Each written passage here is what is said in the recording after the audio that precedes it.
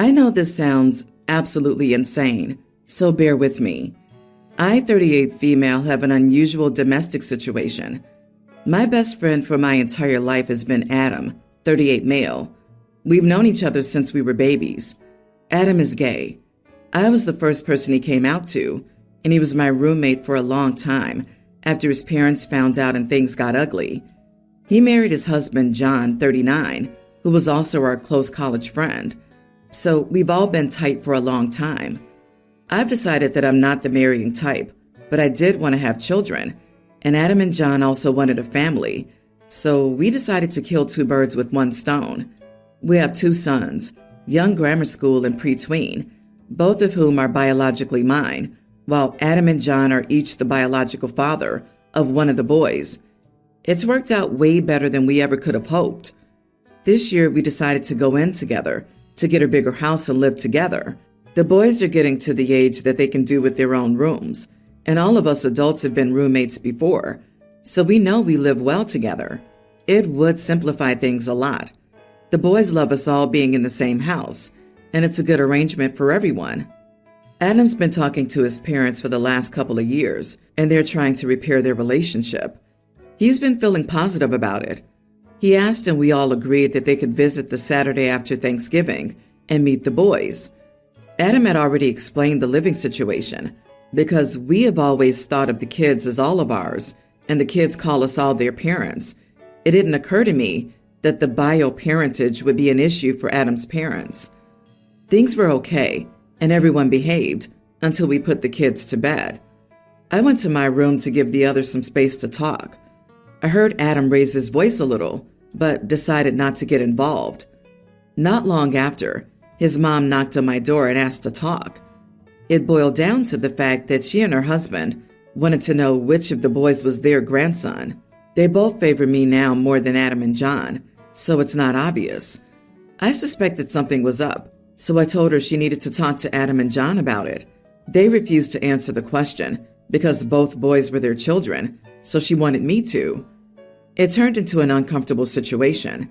Adam and his dad aren't speaking, and I've gotten some messages from his mom trying to backtrack, but pressing for info simultaneously. A friend of mine said that while it was smart not to disclose without consulting Adam and John, we're delving into idiot territory by refusing to explain the bio relationships involved, and it's not wrong for the grandparents to want to know, especially since John's parents know. They only know that because they were involved with helping us with the pregnancies and when the boys were tiny, since my parents passed on. However, am I the idiot for refusing to tell my son's grandparents which of my children is their grandson? Not the idiot. This is a clear-cut attempt to establish which kid it's okay to abuse. Let them know that until they're ready to accept both, which includes never knowing, because they have demonstrated that they can't be trusted with this information, they will not be seeing either grandchild because neither one is safe around them. The biological grandson will be the only one to get an inheritance, birthday gifts, Christmas gifts, graduation, and a car.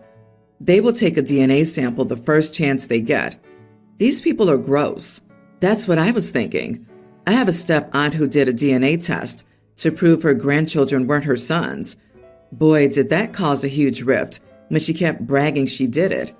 She even doubled down when they turned out to be her grandchildren, saying that she was looking out for her family. OP, this is sadly blatant evidence that they never intended to repair the relationship. They just want access to their grandkid. No good can come of that. Poor Adam. What a cruel action on their part. Your friend is wrong. It's not your job to break the boundaries your kid's father has set. Both kids are their grandkids. The only people who should care about biology are their doctors, and only for medical history. Great job standing up for your best friend and helping him enforce his boundaries. By the way, this family arrangement, beautiful. You have a unique family, and the grandparents can either accept that they have two grandsons or have no grandsons. I was at an observation deck yesterday. It's one of those that has a glass floor as part of it. A guy was there trying to get his wife and kid to go on the glass floor so we could take a picture. The kid looked about 3 and terrified. His wife wasn't interested either. When she went to the bathroom, he picked up his kid and went on the glass floor. The kid was frozen stiff and looked pale as a ghost. The dad got his selfie though.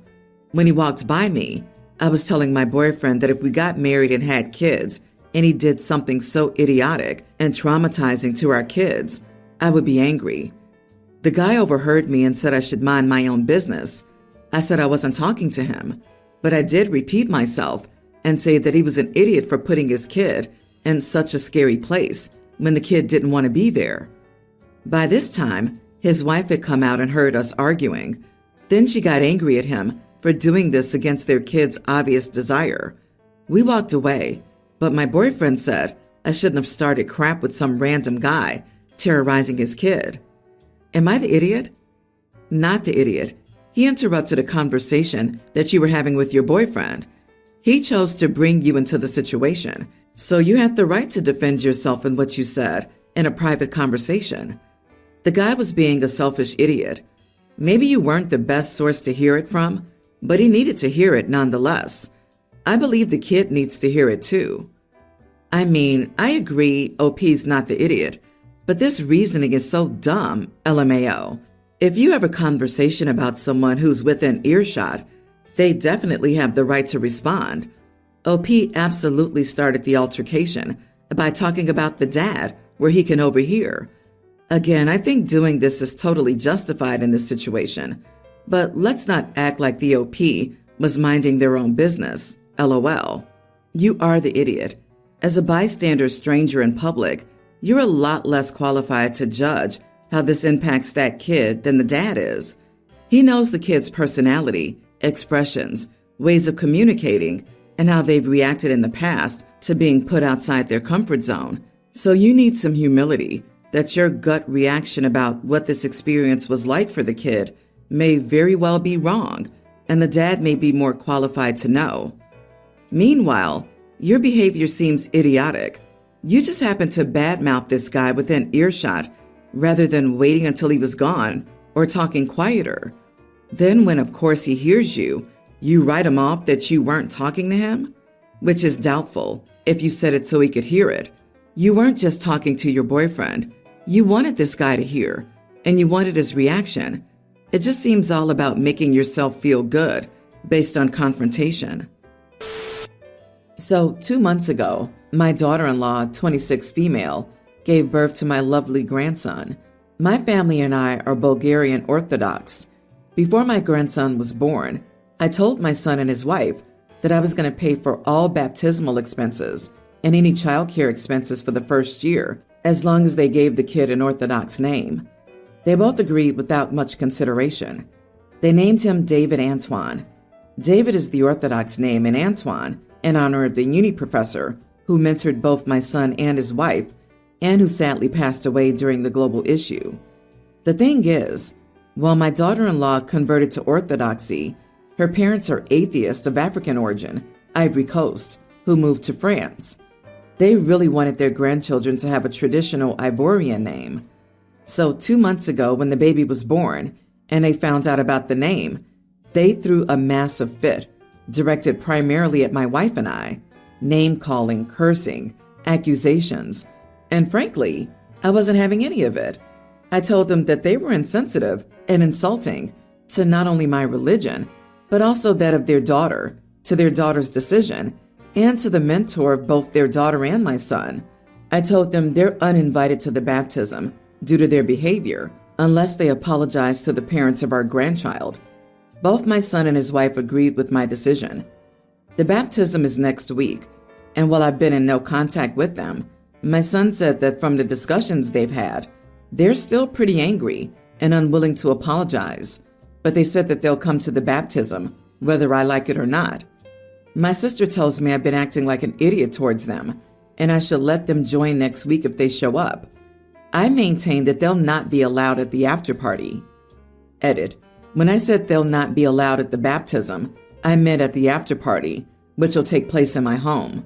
Only church officials can kick people out of the ceremony itself, and unless they're disruptive, I don't see a reason they'd be kicked out. My son and his wife paid for their own wedding. She converted of her own free will because it's what she believes in. If you name your kid like I want, I'll pay you. Definitely you are the idiot for using money to manipulate the outcome you wanted with your grandchild. In regards to your in-laws, it's unclear if you've given them any other reason to think that you're a bigot. I can only wonder what your reaction would have been if they'd come up with a better package and had a secular naming ceremony. Frankly, you strike me as an unreliable narrator. Yes, exactly. If the roles were reversed, imagine how upset OP would be. That's a lot of money, and it's effectively blackmail. Of course, blame partly lies on the son and the daughter-in-law, as they could have still said no, but it sounds like an offer that most new parents could scarcely afford to refuse. Also, this wasn't a daughter-in-law's decision. She was flat out bribed by them to make a decision in their favor. Jesus, OP, why can't the parents of this baby make the decision about the name? You're financially incentivizing your level of input into a decision that isn't yours, and now the in-laws are upset that they didn't get a say. Back off, dinosaurs. You had your turn to name your own kids. This isn't your child to raise, and using your money to blackmail your son is wrong, especially when it separates your daughter-in-law and grandson from their culture, religion, and heritage. That's ludicrous. I, 28 female, am currently taking care of my niece, Tina, tween, while my brother's out of town for work for a month. I work from home, so I temporarily moved to my brother's house to look after her. Tina's mother passed away, but her maternal grandparents live in the same neighborhood. My brother told me they visit the grandparents weekly, and sometimes Tina will play with the cousins, as her aunt and uncle also often visit her grandparents. Tina has plenty of toys. She's also tidy and usually picks up after herself, so I don't really know what toys she has. Just a few hours ago, Tina's aunt, Wendy, dropped by with her son, Bill, tween, and asked Tina to return some figures that were her stepson's. I asked Tina for them, but she refused, saying she won the figures in their poker game and was entitled to them. Apparently, their older cousins played poker together at their grandparents' house and taught the younger ones to play. Tina said that Bill wanted to play with her tablet, but she refused. The older cousins then suggested they played poker for it. An hour on Tina's tablet versus something Bill has that Tina would want in return. The only things Tina thought were worth an hour on her device were the Star Wars figures. Wendy accidentally unloaded from her car and made Bill keep an eye on, so Bill wagered the figures, and he lost all but 2 of them to Tina, with their older tween cousin as their witness. Wendy then needed to hurry home and grabbed Bill, not noticing the difference in the bag. The figures were Bill's half-brothers, who left the bag in Wendy's car. He was panicking when he noticed all but 2 of his figures were missing. So Bill was forced to tell his mom and brother what happened. Wendy asked for the figures back. They're not particularly expensive, like $25 to $30 each, but Bill's brother did save up for them. Tina refused to give them back, saying she won them fair and square, and their cousin was the witness to the game. Wendy said she couldn't hold a child poker game responsible for the loss of actual properties, and that Tina needed to return the figures. I offered to call my brother and did, but his coworker picked up and said that my brother was in a very important meeting and people not directly involved could not interrupt. My brother forgot his phone, so he would be unreachable until the end of the meeting, 6 or 7 hours from now. So I left a message asking him to call me back. I told Wendy we'd have to wait for my brother to make his decision. As for now, Tina will keep the figures until her father says otherwise. Wendy said she didn't have 6 hours to wait. She said I should be able to see how messed up this is and make Tina return the figures. Again, I refused to make her, saying I personally thought Tina earned the figures, and my brother was the only one who could make Tina return them. Wendy called me an idiot for stealing, and as she could not wait around, took her son back, saying she would call later. Am I the idiot? You are the idiot. Those figurines were not Bill's to gamble. Tina's received stolen property, and you're refusing to return them because your tween niece won them in a poker game? You're supposed to be the adult in charge here. Once it was made clear that they weren't Bill's toys, by not returning them, both you and Tina were no better than thieves. Way to teach the kid values. How many figurines are we talking about here? Because if only 2 were left, it makes me think it's probably upwards of $100 worth of toys at least that a kid saved up for, and you're refusing to return. Do you really need someone else to point out how crappy a move that is? Honestly, the fact that Tina swindled her cousin into putting up permanent ownership of items in return for a shot at temporary use of her stuff is enough to be worrying by itself. Such an inclination towards being a rip-off artist should, in my opinion, be nipped in the bud, hard. Watch Tina. She appears to be lacking empathy and will grow into a snake. Wow, I get to go against the grain, not the idiot, because it's entirely reasonable to have the father handle the issue and make the decisions himself when he becomes available. This is about kids' toys, so it's in no way time sensitive. The aunt can easily wait for a day to have this resolved. Just gotta tell her stepson she's sorry for causing the inconvenience. The aunt is the idiot for trying to pressure OP into not consulting her brother. The aunt's also the idiot for failing to teach her son that you don't give away things you don't even own. If he broke or lost them, the blame would also obviously be on him, no? Yep, I'm here for this one. It's surprising how you're being scolded here for wanting to ask the kid's parent how to parent their kid. Holy crap. They're tweens, though. Doubt either of them knew what the figures were worth, beyond the fact that they were toys. They probably gambled them because it's the only thing Bill had on him, and probably multiple games, not 3 figures in one go. I'm amazed that people think Tina is some kind of mastermind. She just won something and now considers it hers, probably not really thinking about Bill's brother. If the 2 tweens played a game and the winner got all the sweets, but then the loser's parent demanded the sweets be given back, even though had they lost it, it would have stuck, that would seem very unfair. My son, male 19, loves to just wear his underwear in his room for whatever reason. He'll throw on a shirt and pants if he has to step out to go to the bathroom, come to the kitchen, talk to anybody, etc. But otherwise, he's just in his underwear. I've, male 48, told him multiple times that I dislike this and that he has to wear clothes in case his mom or I have to come into his room. He says that if we start knocking, he'll throw something on, and then it'll be okay. I told him he still had to wear clothes, and then he made another excuse and said it was too hot. In the summer, I tend to set the thermostat to around 85 or 87 to save money. I turn it down to around 80 to 82 once the sun goes down, because then it takes less energy. He says that it makes him sweat when he's just sitting around not doing anything, and I rejoin by saying, if it's so hot, go spend a couple hours outside, see if it still feels hot. We live in Oklahoma, and it routinely gets up to 100 in the summers. He rolled his eyes at this, and we just kept arguing. I'm wondering now if I'm the idiot. Am I? You are the idiot. Huge one. 87 degrees in the summer? That's torturous. Your ridiculous temperature requirements are the reason he's wearing only underwear in the first place. You want him to get dressed? Keep the house at a humane temperature. 87 degrees in the house? I would friggin' die. I don't care how many clothes the kid is wearing. That's inhumane. OP's probably the kind of guy who lives by my house, my rules, right down to micromanaging his son's room because it financially still belongs to OP. Well, OP will learn one day when he has his own room in a nursing home and can't have any more control over it.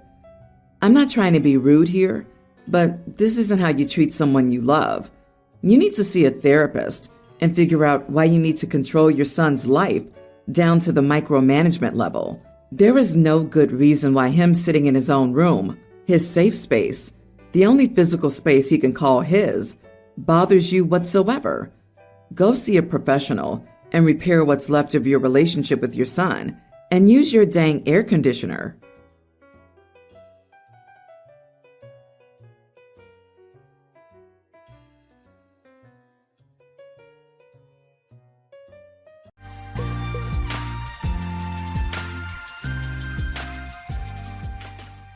Gentlemen, This is a story of deceit and infidelity.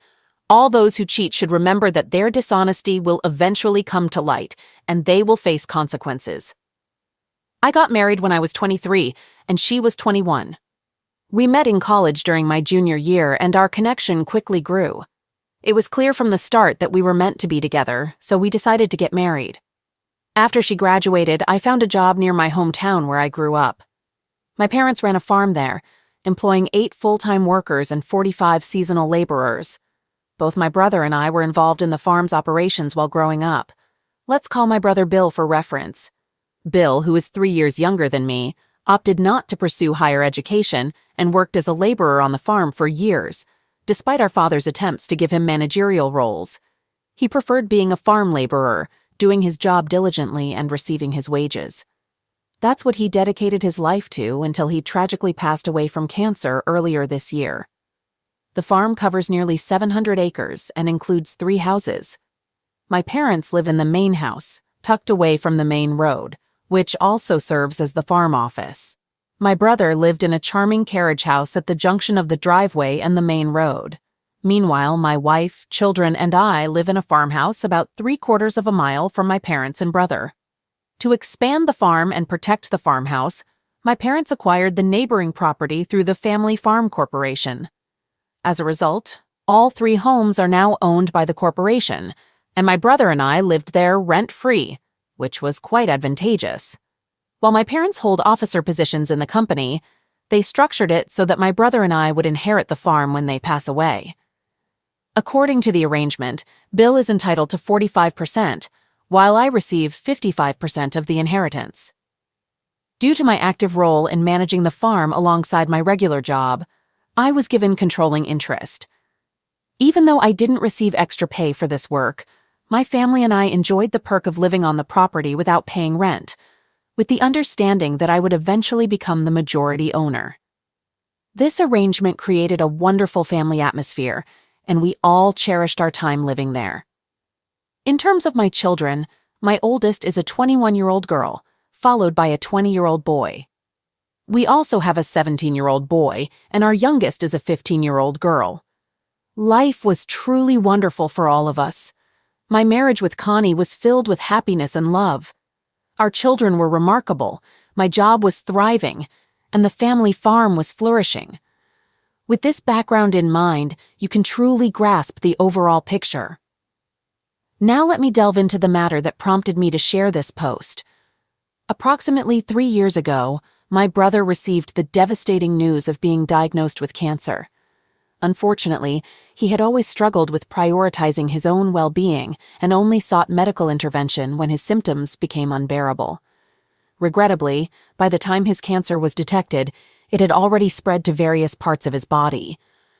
Enduring a tough journey, he underwent grueling chemotherapy and radiation treatments that significantly impacted his overall health.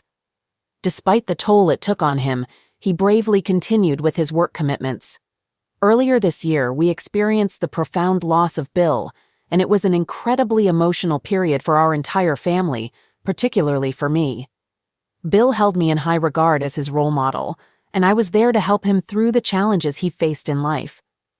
One major obstacle he tackled with my support was his battle against alcoholism, which he successfully overcame 4 years before his passing. Additionally, he grappled with significant tax issues that needed attention and resolution. I played a crucial part in helping him navigate these challenges, since he often struggled with even the simplest tasks life threw at him.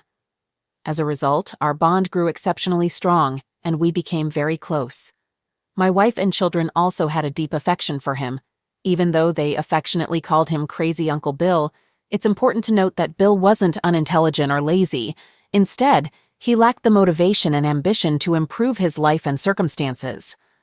Over the years, Bill had several relationships with different girlfriends, but none of them lasted. Many of these connections formed with women he met at bars, often resulting in short-lived romances.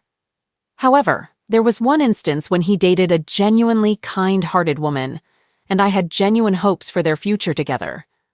Unfortunately, his drinking habits eventually led her to leave him.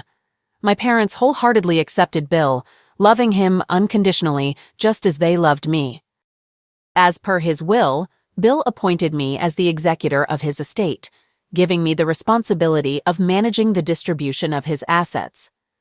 His estate included various possessions, like a life insurance policy, a modest checking account, and personal items such as his motorcycle and truck. After his funeral about 2 weeks later, I found myself at his home, handling financial matters and going through the extensive paperwork he had on his kitchen table. While organizing the paperwork, I came across a statement from a bank located outside our town. To my surprise, the account held an impressive balance of over $70,000. However, what truly startled me were the names listed on the statement. The account was in Bill's name, but my youngest son, whom I'll call Joe, was named as the beneficiary with the acronym POD, which stands for Payable on Death. As I went through the details, I felt confused.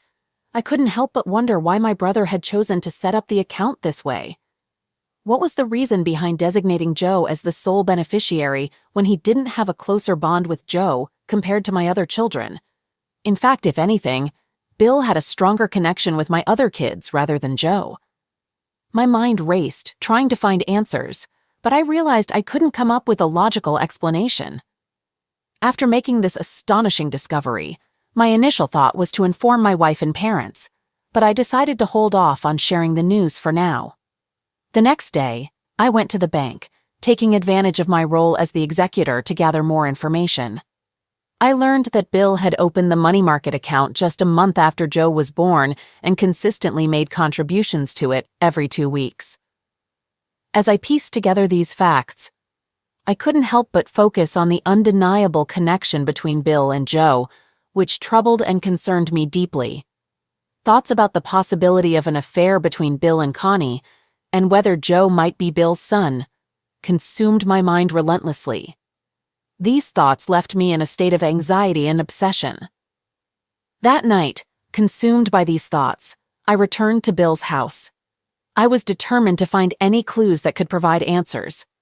Hours passed as I meticulously searched through every file and document in the house. Finally, I came across something that would change my life forever. Flipping it over, my world shattered as I found 2 old photos of my wife. In one, she was topless, and in the other, she stood holding a beer, completely naked. Shockingly, both pictures were taken in Bill's bedroom. Overwhelmed by a mix of devastation, anger, and confusion, I remained at Bill's house for several more hours that night, shifting between tearful despair and seething anger. Connie eventually called, asking about my whereabouts, which prompted me to return home. At that point, I decided not to directly address her, as I needed time to think about my next steps. I even briefly considered ignoring what I had found, but that idea was quickly dismissed. How could I even think of such a thing? Those photos were from years ago, and my brother was no longer alive. I couldn't keep this to myself. So, I made the choice to tell my parents about what I had discovered, and I followed through on that decision. The following day, I took some time off in the afternoon and met with them at the farm office. I informed them about the bank account and showed them the pictures of my wife. It was crucial to lay out all the evidence. My parents were completely bewildered when they saw the proof, and they couldn't believe their eyes. They were deeply disturbed and shocked by the revelation, seemingly even more than I was. They asked about my plans. I told them I intended to confront Connie and, if the allegations were true, begin divorce proceedings. While they understood my choice, my mother advised me to give Connie a chance to explain herself and to carefully think through my actions before proceeding. After our dinner, I went with Connie to Bill's house, saying I needed her help with cleaning and organizing. Once inside, I guided her to a seat and gently told her we needed to discuss something important. I handed her a packet containing the bank statement and pictures of her. I gave her the bank statement first. She looked at it and was surprised by the significant amount of money Bill had saved. I asked her if she noticed anything unusual on the statement, but she didn't, only mentioning the impressive sum. I then asked her to read the statement aloud from the top. She read the bank's name and address, followed by Bill's name. As she continued, her voice trailed off as she read the words, payable on death to Joe, our last name. She looked at me with a shocked expression, realizing she had been caught. She wondered aloud why Bill did this. I asked if there was something she needed to confess. She initially shook her head vigorously, but I pressed her, asking again if she was absolutely sure.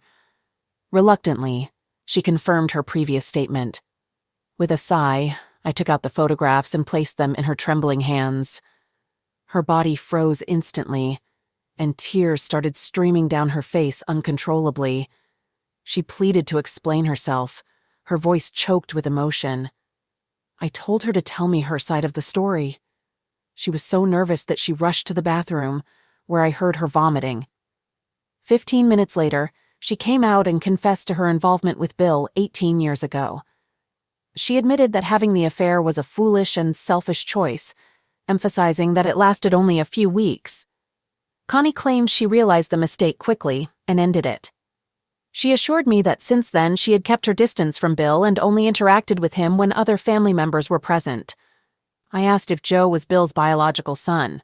She confidently said, "No, he is undoubtedly yours." I asked how she could be so sure. She insisted Joe was mine, even if not biologically, because I had raised him. Her statements seemed contradictory, leaving me a bit confused. I then made it clear that our conversation was about her relationship with Bill, not my relationship with Joe.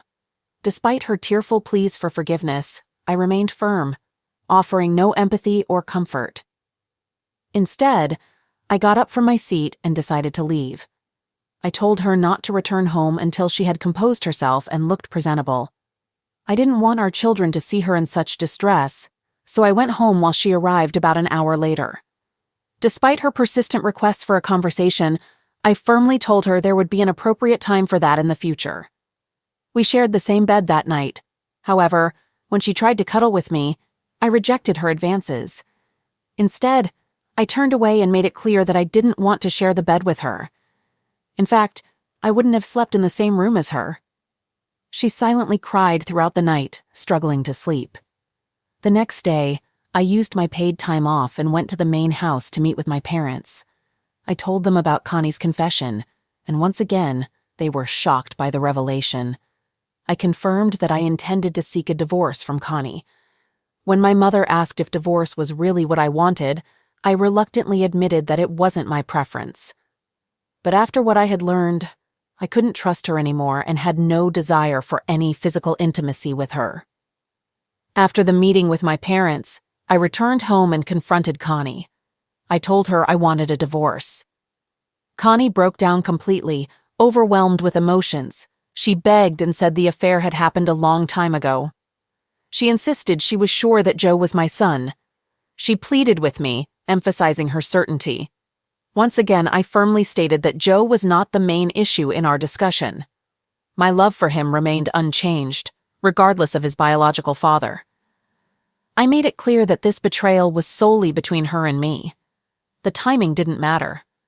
Whether it had happened 18 years ago or even centuries ago, the severity of her betrayal remained the same. Later that day, I set up a meeting with our usual farm-related attorney. Recognizing the seriousness of the situation, he suggested a divorce attorney who happened to be a close acquaintance. Without wasting time, I scheduled an appointment with the divorce attorney for that same afternoon, initiating the legal process. The attorney reassured me that the farm and the 3 houses, all integral parts of the corporation, wouldn't be at risk during the settlement, providing some comfort amid the chaos. Despite the infidelity, the attorney explained that our remaining assets would still be split evenly. This was possible because my parents had wisely organized the farm as a corporation, anticipating such unfortunate circumstances. They had appointed themselves as the sole officers, a foresight that proved invaluable in minimizing potential fallout from a situation like this. If any of my children were to go through a divorce while having ownership in the farm, their ex-spouse wouldn't have any claim to the farm. The attorney clarified that the farm's corporate structure doesn't grant ownership rights to my wife.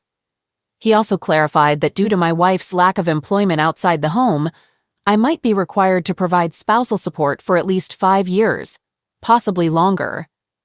Even in cases of infidelity, spousal support remains mandatory, which is quite surprising. The laws seem to favor women heavily, as he pointed out. While we could consider challenging this in court, his assessment was based on his past representation of clients in similar situations. According to him, that was the expected outcome. I had anticipated and prepared for it. Money wasn't my primary concern. I simply wanted to end the marriage. After returning home, I broke the news to Connie, and she completely lost control. She cried and begged for a second chance, but I repeatedly refused. Then I let her know that I would be talking to the children over the weekend. I mentioned that I'd speak with Joe one-on-one first and then gather all the kids together, including Joe, to inform them. Connie asked if she could be present during these discussions, and I firmly declined. However, I did tell her that she could meet with them afterward if she wanted. On Saturday morning, I approached Joe and let him know there was something important we needed to talk about. We walked to the creek on our farm, where there was a pavilion and picnic benches. In that peaceful setting, I shared the news with him. As expected, he was devastated and filled with worry. In his distress, he asked me if I would still love him if he wasn't my biological son. I reassured him, letting him know that my love for him would remain strong, no matter his biological ties. I firmly told him not to dwell on it, emphasizing that it wouldn't change my relationship with him or with any of his siblings. I made it clear that this was an issue between his mother and me, and he and his siblings were not at fault. I went on to explain that I would be divorcing his mother, emphasizing that it was solely because of her affair with Uncle Bill and had nothing to do with him or his actions. We spent a couple of hours sitting and talking. I let him know that the next step would be to gather his siblings and have a conversation with them. Sensing his need for some time to prepare, he requested it, and I agreed without hesitation. I assured him he could take all the time he needed to feel comfortable with the situation. Back at the house, we kept up appearances of normalcy. Though my wife's behavior had noticeably changed, the children didn't seem to notice as we spent most of the afternoon relaxing by the pool. We played games like cornhole and tossed the frisbee, creating the illusion of a typical summer weekend for our family. However, beneath the surface, a dark secret hung over us, waiting to be revealed. After dinner, Joe approached me and expressed his readiness to talk to his siblings. Unfortunately, they all had plans with their friends that evening, so we decided to postpone the discussion until the following morning. The next day, we all woke up early, had breakfast together, and attended Sunday services as a united family. As was our usual routine, when we returned home from church, I gathered the kids and let them know I needed to talk to them privately. On the back patio, my daughter asked if Mom would be there, and I told her that she wouldn't be with us at that moment, but would meet with them later. This immediately made the kids uneasy. With a heavy heart, I shared the news with them, and it was tough to witness their reactions. As expected, they first seemed disbelieving, then became angry, and eventually sadness settled in. I then explained my intention to divorce their mother, and tears welled up in their eyes. We had a lengthy conversation, going into detail about the situation, and eventually, they came to understand and accept my decision. My daughter, overwhelmed by emotions, expressed her strong dislike for her mother and her desire to cut ties with her. I reminded each of them that they're young adults and have the freedom to handle the situation in their own way. However, I advised them to consider their mother's perspective and not rush into decisions based solely on this one incident. Instead, I encouraged them to think carefully and remember all the positive moments they've had with her, because she's still their loving mother. After they learned about the situation, they all acknowledged that their relationship with their mother had been good, but they were understandably upset, and none of them immediately wanted to meet with her. To seek clarity, I proposed doing DNA tests for each of them. I made it clear that their mother had admitted to a brief involvement with Uncle Bill, but I intended to have the tests for my own peace of mind and to uncover the truth and address any doubts. I assured them that no matter the outcome of the DNA tests, whether they were biologically mine or not, my love for them would remain unchanged because they were legally my children. Later that evening, their mother joined them in the dining room for a highly emotional conversation. Although I wasn't in the room, I overheard fragments of their discussion.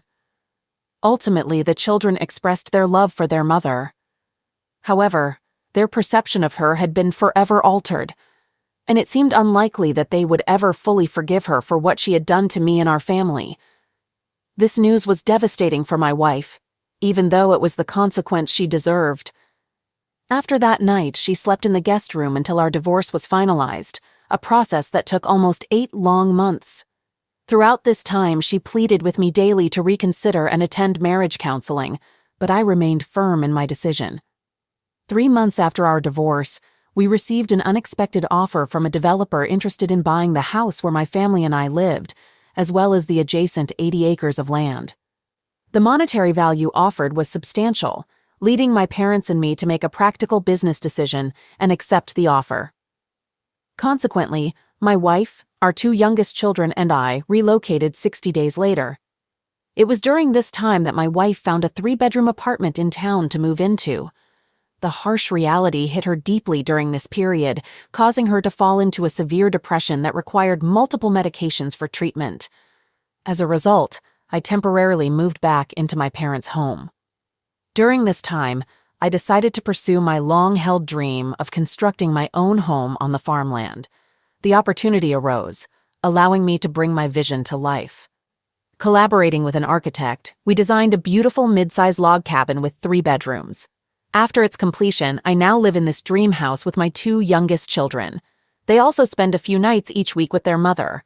While my ex-wife continues to grapple with her depression, there are some signs of improvement. She expresses a desire to reconcile, but I have no interest in rekindling our relationship. Nevertheless, I treat her with respect and empathy. It's interesting how discovering the affair completely extinguished any feelings I had for her, leaving me with a sense of obligation rather than affection. Our conversations now mainly revolve around our children, as I try to minimize unnecessary interaction. Despite the betrayal, she doesn't have anyone else here besides our family, so completely cutting her off is not an option. I still feel a sense of responsibility toward her. Fortunately, the DNA test results confirmed that all of my children are biologically mine. The relief is immense, considering the turmoil and sleepless nights it caused. However, this revelation does not alter my feelings toward Connie. The profound betrayal she inflicted upon me remains unforgivable, and I will never be able to forget or fully forgive her. I still don't understand why Bill set up that account with Joe as the beneficiary. My ex-wife insists that they never discussed paternity, and I'm inclined to believe her on this matter. However, it's strange that Bill would make such a decision without any clear reason. Maybe he assumed something, or perhaps he wanted Joe to be his child. Despite this ongoing uncertainty, I'm content with my current situation and the relationship I have with my children. Restoring trust with my ex-wife may never happen, but I still care about her and genuinely want her to find happiness in life. I'm not exactly sure why I felt the need to share this, but expressing it in words has given me a sense of relief, and it has made me appreciate even more how things have unfolded. At the age of 51, I hold the position of assistant manager at a large warehouse complex, while my 54-year-old wife works as a real estate agent in Tampa, Florida. She takes care of her 2 college-age children, and I don't have any children of my own. A decade ago, fate brought my wife and me together at a business convention, and we've been together ever since. We share interests in traveling, going to the beach, and spending time with family.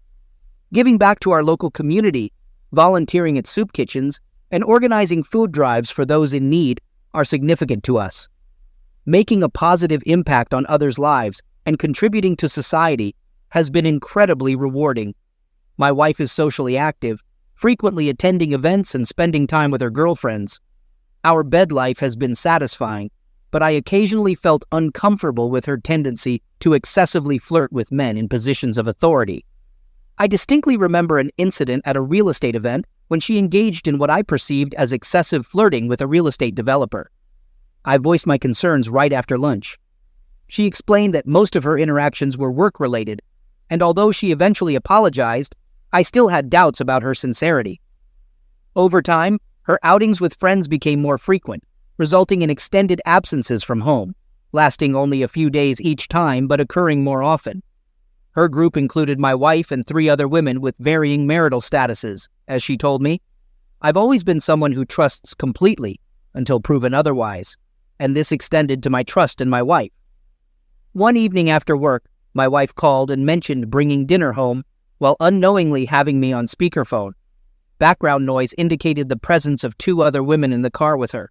During the conversation, one of the women asked if I was joining them for a trip to Miami. This took me by surprise, and I asked my wife who she was talking to. She explained the woman was addressing me. Despite my confusion, I replied, "No, I'll likely be occupied with work." Later, when my wife returned home, we had a heated argument about her uncommunicated plans to travel to Miami. She claimed it was a last-minute decision and that she was going to inform me, but her friend revealed it prematurely. My wife informed me that they visited a bar, and one of her friends had too much to drink. Her work as a real estate agent involved interactions with various people, exploring different neighborhoods, active participation in community activities, and offering help to others. However, as previously mentioned, she had a penchant for flirting. Her job as a real estate agent earned her an annual income of over $120,000, while my own earnings were approximately $40,000, significantly less than hers. It's important to note that it took her several years to reach her current income level. She invested heavily in preparing for her trip to Miami, spending a substantial sum on clothing, despite already having an extensive wardrobe. A few days later, she left for Miami, which was only a 4.5-hour drive from Tampa, planning to stay for 4 days. However, on the second day of her absence, when I returned home from work around 7 p.m., something unexpected occurred. There was a distinct knock on the door, and a man in a formal suit stood there, holding a large manila envelope. He addressed me by name, handed me the envelope, and said, "This is for you." Afterward, he left. Upon opening the envelope, I found a note with a contact phone number and the words, "Contact me if you would like to discuss the photos."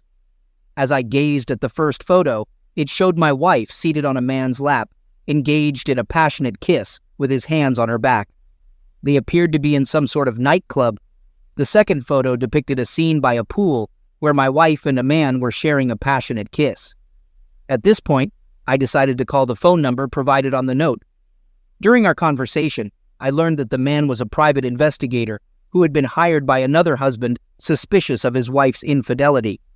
His job involved gathering information about the social circle of the client's wife. Upon closer examination of the pictures, I came across 3 more photos that clearly showed bed moments between my wife and the same man. In that moment, a mix of anger, frustration, and heartache overwhelmed me, causing tears to well up. I called my dad and recounted the recent events to him. He advised me to regain my composure and strongly recommended that I refrain from revealing anything to her. I assured my father that I would remain calm and not utter a word. With just 1 day left before my wife's return from her trip, I consulted with an attorney online. During our discussion, I openly shared the situation and explained that I had evidence of my wife's infidelity. Unfortunately, I was told that in Florida, it doesn't matter because it's a no-fault state.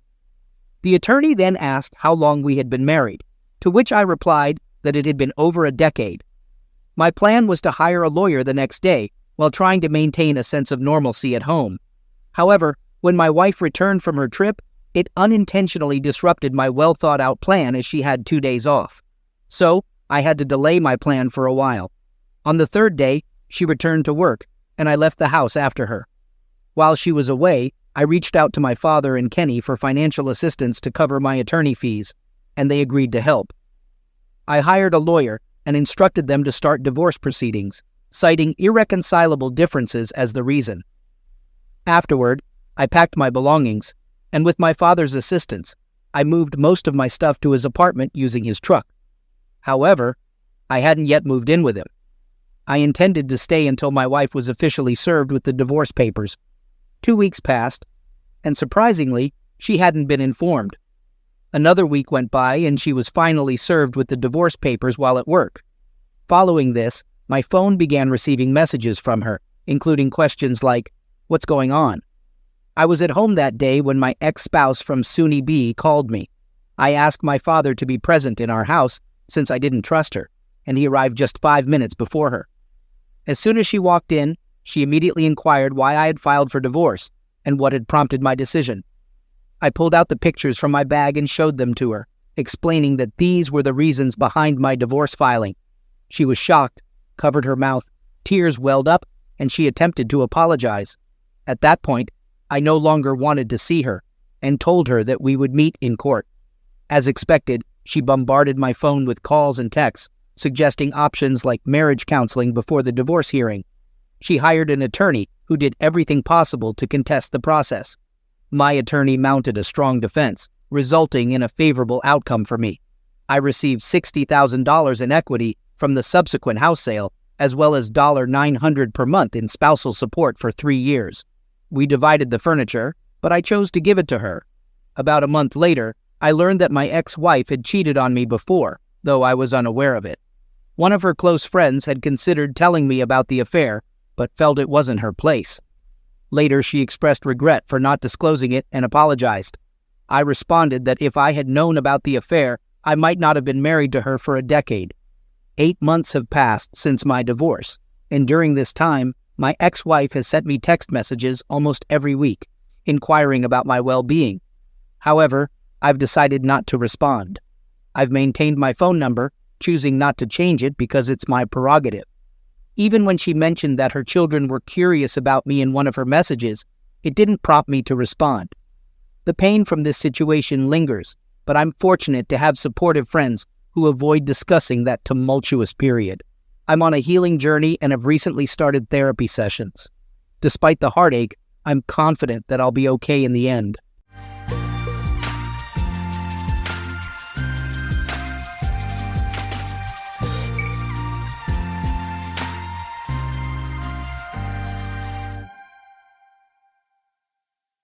Are you truly our child?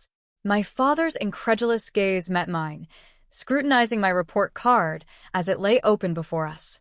Growing up amidst a family of esteemed physicians, I had always assumed that following in their footsteps was my destined path. Thus, from childhood, I diligently applied myself to my studies, consistently ranking at the top of my class. Yet, to my father, a doctor himself, mere excellence at a local level fell short of his expectations. In his eyes, success had to transcend the national stage to hold any true merit. Repeatedly bombarded with this lofty standard, my reverence for the medical profession gradually eroded. My name is Sophia, born into a lineage of doctors. Alongside my older sister, Julia, we were the progeny expected to carry forth the family legacy. Unlike me, Julia effortlessly excelled, basking in the favoritism of our parents. Her every accomplishment was celebrated, and her slightest whim indulged. I couldn't help but envy her privileged status. Constantly measured against Julia's towering achievements, I was consistently found lacking. Despite the 5-year age gap between us, my inability to mirror her successes was perceived as a personal deficiency. Over time, my parents' attention waned, diverted entirely towards Julia's pursuits. Even in moments of stress, Julia's verbal assaults and occasional physical outbursts went unreported for fear of disbelief. Enrolled in a prestigious college preparatory school, I harbored no aspirations of pursuing higher education. Enduring relentless verbal abuse, I made the decision to leave home, securing a part-time job to sustain myself. After graduating from high school, I found solace in employment at a tourist hotel, free from the toxic environment I once called home. 6 months passed without contact until an unexpected call shattered my solitude. "Come home for the New Year celebration," my father's voice commanded, leaving no room for negotiation. Tradition dictated the reunion of our doctor-dominated relatives, a daunting prospect for me. With the weight of familial obligation bearing down on me, I acquiesced, returning for a single day. I juggled my obligations at the hotel amidst the bustling season. At home, I was thrust into the role of the dutiful host, overseeing preparations for the annual gathering. Amidst the chaos, I questioned why this burden consistently fell upon me, yet guilt over my divergence from the family profession kept me tethered to their expectations. Though I had hoped my departure would sever ties, my father's summons proved otherwise. For now, I would honor the familial tradition, even if it meant enduring one more painful reunion. I had meticulously planned my homecoming to be swift, using my job as a convenient excuse. However, upon arrival, my father's booming voice shattered my resolve. "You're late. Everyone's arriving soon. Why didn't you come back yesterday?" he scolded, dismissing my work obligations as mere excuses. Rushing past his reprimand, I entered a house devoid of any semblance of comfort. I dutifully carried out my assigned tasks under my mother's watchful eye, devoid of any sense of relief in returning home. As relatives gathered and festivities commenced, I remained on the periphery, a familiar outsider to familial banter. Amidst the chatter filled with hospital grievances and patient gossip, I couldn't shake the feeling that the medical profession bred nothing but contempt for others. Julia, reveling in her superiority, mocked both colleagues and patients alike. When confronted by Christopher's taunt about my apparent failure to become a doctor, I bit back the retort bubbling within me, unwilling to engage in such draining exchanges. Under the veil of night, I made my escape from the suffocating confines of my family home. Their complaints about future chores and obligations fell upon deaf ears as I prioritized my return to work. Boarding the bus with no change of clothes, I left behind the annual charade, content to maintain the fleeting connection with my family. For 7 years, this ritual persisted unchanged, a single day of obligatory reunion. Despite my divergence from the expected path, my parents had supported me through schooling, albeit without a college degree. With each passing year, my annual visit remained a mere formality, a brief interlude in my otherwise independent life. As the familiar time of year approached once more, I braced myself for the inevitable call from my father. Yet, when the phone finally rang, it wasn't his name that flashed across the screen, but an unexpected call heralding an unforeseen twist in our annual tradition. I hesitantly pressed the call button, surprised by the rare occurrence of a call from Julia. Anxious thoughts raced through my mind as I answered, fearing the worst about our parents. However, contrary to my apprehensions, Julia's voice came through the line with an unexpected buoyancy. "Hey, you know that young CEO from your workplace? He's been all over TV lately, haven't you noticed?" Her excitement was palpable, a stark departure from her usual demeanor. I struggled to comprehend her sudden change in attitude, unsure of where this conversation was headed. I tentatively responded, acknowledging the CEO's recent media presence due to the opening of new hotels. But before I could fully grasp the situation, Julia eagerly interjected, expressing her interest in meeting him. "Introduce me to him. I've fallen head over heels for him ever since I saw him on TV. Plus, he's a young master, isn't he? He'd be perfect for me." Stunned into silence, I blinked, trying to process her audacious request. Caught off guard, her aspirations seemed completely incongruent with reality. How could someone as arrogant as Julia believe she could captivate the attention of someone like him? Before I could formulate a response, Julia continued, steamrolling over any objections I might have. "You're a worker. You probably haven't even met him. And even if you have, a plain woman like you wouldn't stand out to him." Her words cut deep, but I remained silent, unable to interject amidst her relentless monologue. As she rambled on, I attempted to interrupt, but Julia's momentum was unstoppable. Her presumptuousness knew no bounds as she casually informed me of her plans to stay over when the CEO visited, confident in her ability to win him over with her beauty. I struggled to find my voice, bewildered by Julia's audacity. "But Julia, aren't you supposed to be considering arranged meetings for marriage? It's our family tradition to marry by 30. My feeble attempt to reason with her was met with dismissive laughter. "Traditional arrangements are so outdated, don't you think? Besides, why settle for anything less when I can aim for the top?" she scoffed. Her words hung in the air, leaving me speechless. As she casually requested that I cover her lodging expenses, I realized the futility of trying to reason with her. With a heavy heart, I resigned myself to the absurdity of the situation, dreading the inevitable clash between Julia's fantasies and reality. I was taken aback by the mention of arranged meetings. Hadn't Julia already undergone that process? The thought of it left me disheartened, knowing the limited pool of suitable candidates. Just the other day, I was introduced to a third 35-year-old man as a potential match. His suitability left much to be desired, leaving me with a sinking feeling. Observing Julia's disdain for her arranged meeting partners only added to my disappointment. But her contempt for tradition didn't mean I was obligated to introduce her to Alexander. "I'm sorry, but that's not feasible," I firmly informed her, ending the call. A month later, I begrudgingly returned home for New Year's Day, intending to fulfill my familial duties before making a swift exit. However, this year, my relatives seemed unusually fixated on my employment at the hotel. "Working at a hotel, Sophia? I'm surprised you can handle such a menial job," Christopher remarked, echoed by Mom's impressed tone about my ability to manage a job deemed less essential than theirs. Even Dad chimed in, expressing relief that my absence spared him from neighborhood gossip. The weight of their collective disappointment washed over me, confirming what I already knew. I was considered an embarrassment. Julia's laughter only added insult to injury, her mockery cutting deep. But her words ignited a fire within me. In that moment, I shed the facade of compliance and unleashed pent-up emotions. "Julia, you're 30 years old, 5 years my senior. What's your plan? With such lofty expectations, you'll find yourself left behind," I retorted, fueled by frustration. My outburst incited fury from Dad, demanding an apology, yet their unwavering support for Julia remained unchanged. She was their golden child, and I was merely an afterthought. If that was to be my reality, then so be it. I longed for our family of 3 to remain together forever, but the reality was far from my wishful thinking. Despite Daddy's escalating rage, I sighed inwardly, knowing my sentiments would only stoke his anger further. "What's with that attitude? Who do you think raised you?" Daddy's voice boomed, punctuated by Mom's solemn nodding.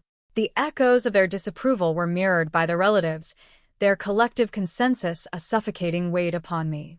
Fed up with the stifling atmosphere, I braced myself to speak, only to be met with Daddy's cutting remark, branding me a failure who brought shame upon our family.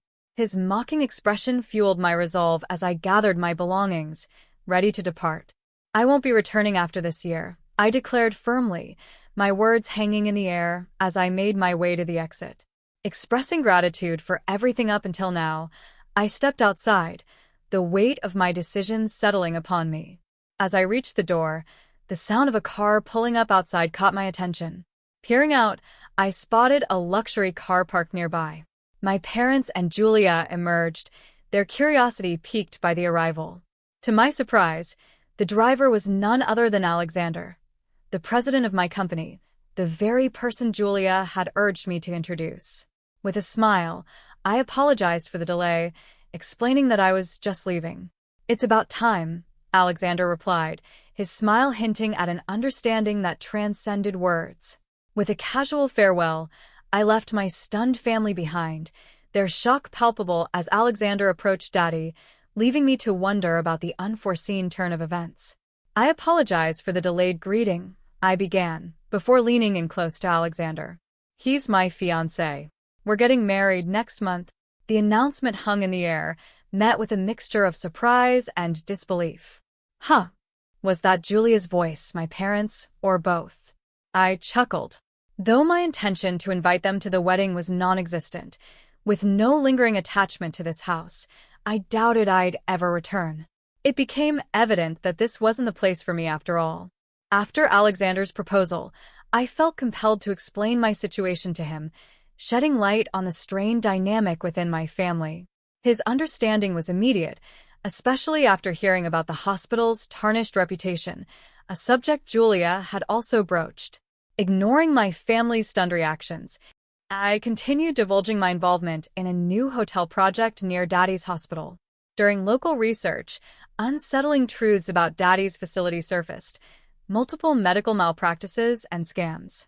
Daddy's face paled at the revelation, and I couldn't help but question his involvement.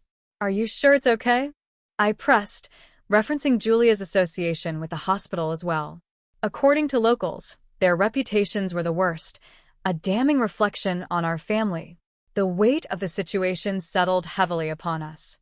The phrase, like father, like daughter, seemed to hang in the air, casting a shadow over our family's integrity. Feeling somewhat responsible, I expressed my determination to succeed in the hotel business and restore faith within the community.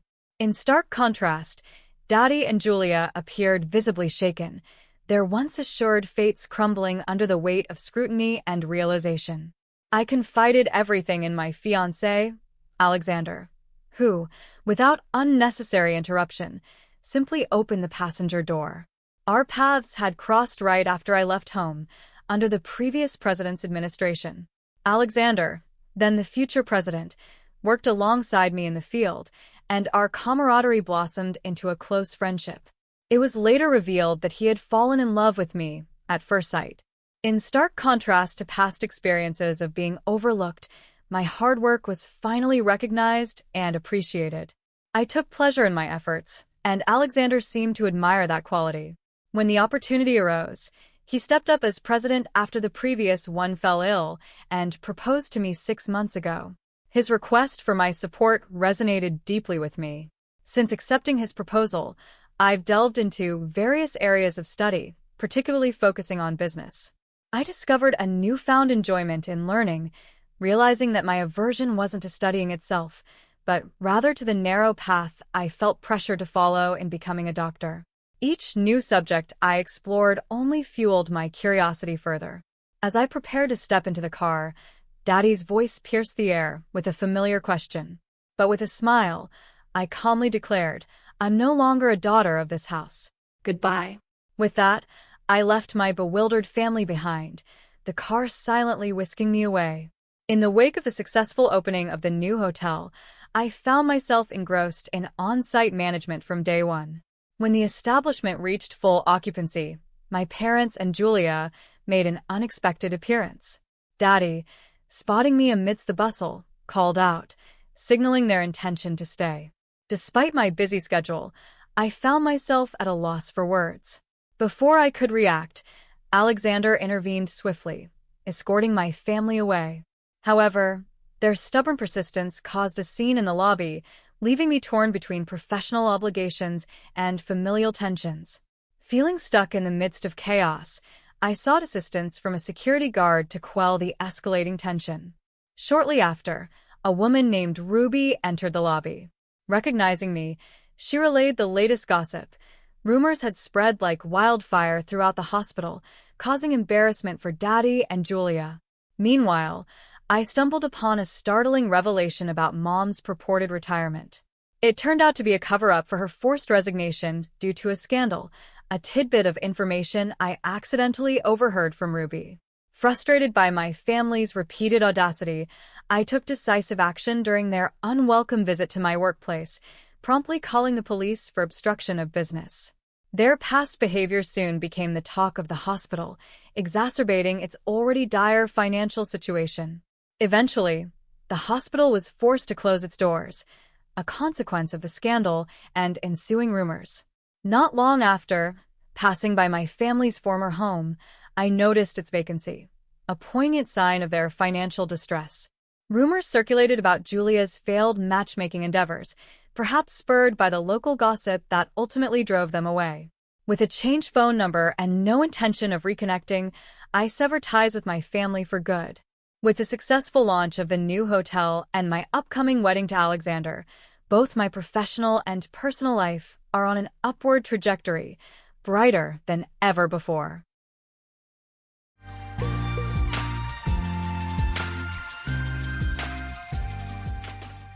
I couldn't believe my eyes. Simone, my spouse for 5 years, was shirtless on the lap of a guy in the hot tub below. Their expressions made it evident they were engaging in lovemaking activities. Fuming, I angrily filmed a brief video with my phone. Although I contemplated changing into swim trunks, I decided against it, opting to sit in the room, pondering why she didn't want me at the party. Working as a secretary for SG Funds, a hedge fund company, for about a year, she seemed genuinely happy. Now, the reason behind her contentment became clear. Earlier that week, I came across a text on her phone regarding a company Christmas party with a +1 invitation. When I brought it up, she attempted to dissuade me, expressing concerns about potential boredom amidst financial experts discussing money. Puzzled, I inquired if she felt ashamed to be seen with me. She reassured me, noting it wasn't about embarrassment, but the anticipated dull discussions about money at the event. The monthly parties hosted by her company were typically for staff only, leading to Simone being away until late at night or the next day. I never made a fuss about it before, but now I gained insight into what unfolded at these events. My response was an understanding acknowledgement. She then mentioned that if I chose to attend, I should ensure my tux was cleaned. However, she cautioned me, expressing doubt that I would find the event enjoyable. On the day of the party, she suggested I bring swim trunks, and I questioned the appropriateness of swim trunks for a December Christmas party. She explained that they usually end up in her boss's penthouse after the main party, which has a nice hot tub. I acknowledged this information, and she admitted that they do this pretty much every time. She then requested that I promise to be on my best behavior that night, to which I assured her that I always am, though it didn't sound promising. Curious, I asked why she was sharing this information with me. She explained that these parties could get quite wild sometimes, and she didn't want me to get upset, mentioning that the guys there are quite friendly and can get pretty handsy. I inquired about potential issues, stating that as long as everything passes the husband test, there shouldn't be any problem. In response, she smiled and kissed me on the cheek without verbalizing anything. At the main party, Simone introduced me to her friend Linda, stating that I was her husband. Linda smiled at me and questioned the term husband, suggesting that it was going to be fun, and referring to Simone as a wild and crazy girl. Wondering about the meaning behind Linda's comment, Simone smiled and giggled. She informed me that she needed to go mingle, and instructed Linda to accompany her to get something to drink, specifically asking for wine. Without giving me a backward glance, they left. I went to the bar, ordered her wine, and got a beer for myself. Despite scanning the area, Simone was nowhere to be found. I searched for her but found no trace. After half an hour, I settled at an empty table, hoping she'd come looking for me. Meanwhile, I observed the lively dance floor, feeling ignored as people walked around me, as if I were invisible. It seemed she was right. I wasn't having any fun, and I grew increasingly frustrated that my wife had abandoned me. After nursing my beer for a couple of hours, I decided to call it quits. If Simone wasn't going to spend time with me, I'd head home and leave her with her friends.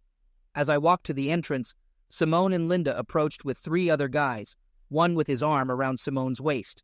Simone skipped introductions, expressing a slightly intoxicated greeting of, "Oh, there you are." When she kissed me, I detected the taste of tequila and something else. I mentioned that I was about to go home since she had abandoned me 2 hours ago, asking where she had been.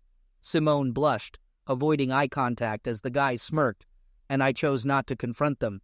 Linda explained that they had been having a few shots. Simone looked puzzled at Linda's explanation, leaving me curious about the situation. I asked Simone about the shots, mentioning the taste of tequila and something else. She dismissed it, saying they were heading to Ben's place where the hot tub was warming up, and she asked if I was ready. I replied affirmatively and inquired if I would get to spend some time with her or if she planned to abandon me again that night. She assured me not to be silly and mentioned that I would see her later. She decided to ride with Linda and the guys, suggesting it was okay if I followed. I suggested she ride with me, but one of the guys grabbed Simone's hand and pulled her away, irritating me even more. They left, with Simone and Linda following the guys, and laughter echoed as they departed. I got my car and followed them. Upon arrival, I saw Simone in a bikini, leaving me puzzled. When we got there, Simone was already in the hot tub with the 2 guys, later revealed as Ben and Dale, the senior partners in the firm. They seemed like nothing more than wealthy frat boys. After they went outside, Linda approached me and asked if I thought we could get together later tonight. I responded by asking what made her think I would be inclined to do that, emphasizing that I'm married. She expressed surprise, mentioning that she thought we had an open marriage based on Simone's interactions with other guys, especially the way Simone had kissed me earlier. Confused, I inquired about what she meant by the way Simone had kissed me earlier. Linda revealed that Simone had already been with Ben and Dale. Disgusted, I felt a wave of nausea, and Linda's expression changed as she realized my shock. She exclaimed, "Oh my God, you didn't know, did you?" I admitted that I didn't and asked how long this had been going on. Linda disclosed that it had been happening ever since Simone joined the company over a year ago. Shocked, I processed the information, realizing that Simone had been involved with them the entire time, and I had no idea. I questioned if that was what she was doing at the party. Linda disclosed that Simone had been involved with 2 guys and a few others, expressing apologies and assuming I knew about it. She reassured me that Simone genuinely loved me, to which I replied sarcastically, expressing skepticism about feeling the love.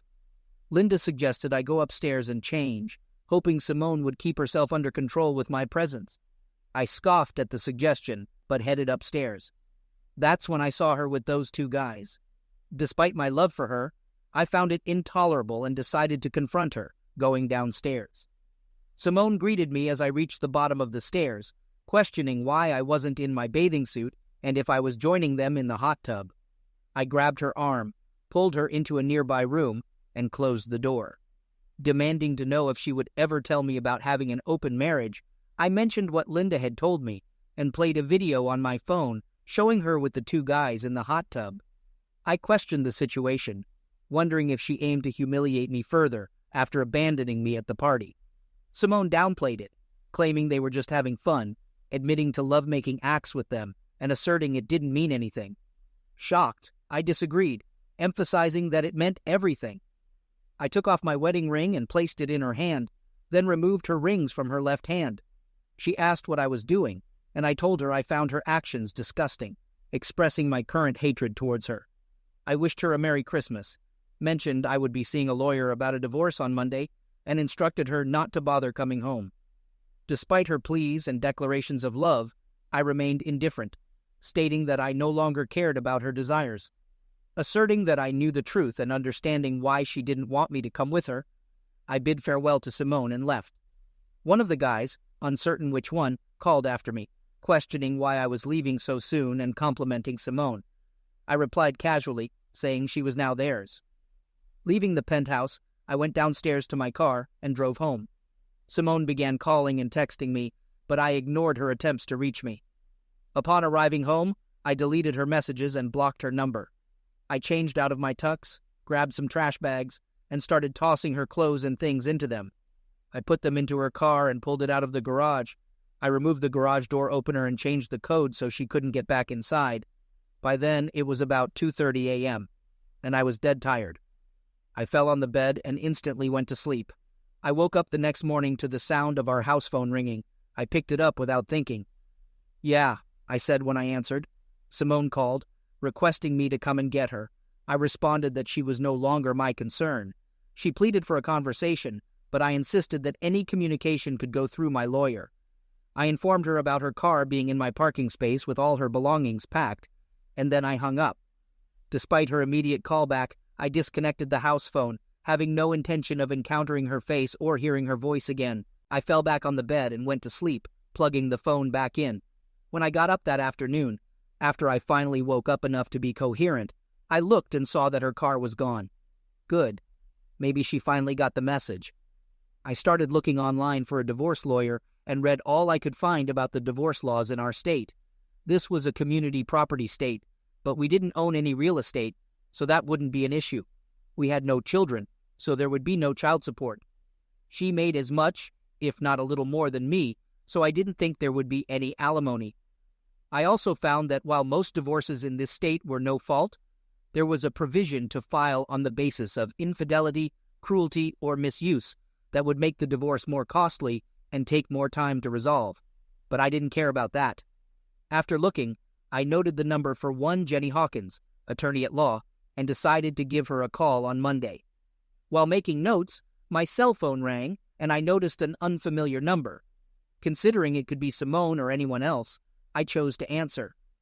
A female voice identified herself as Linda and informed me that Simone was staying with her for a few days. I confirmed my intention to proceed with the divorce. Linda expressed concern for Simone, describing her as a wreck crying in her room and fearing a nervous breakdown.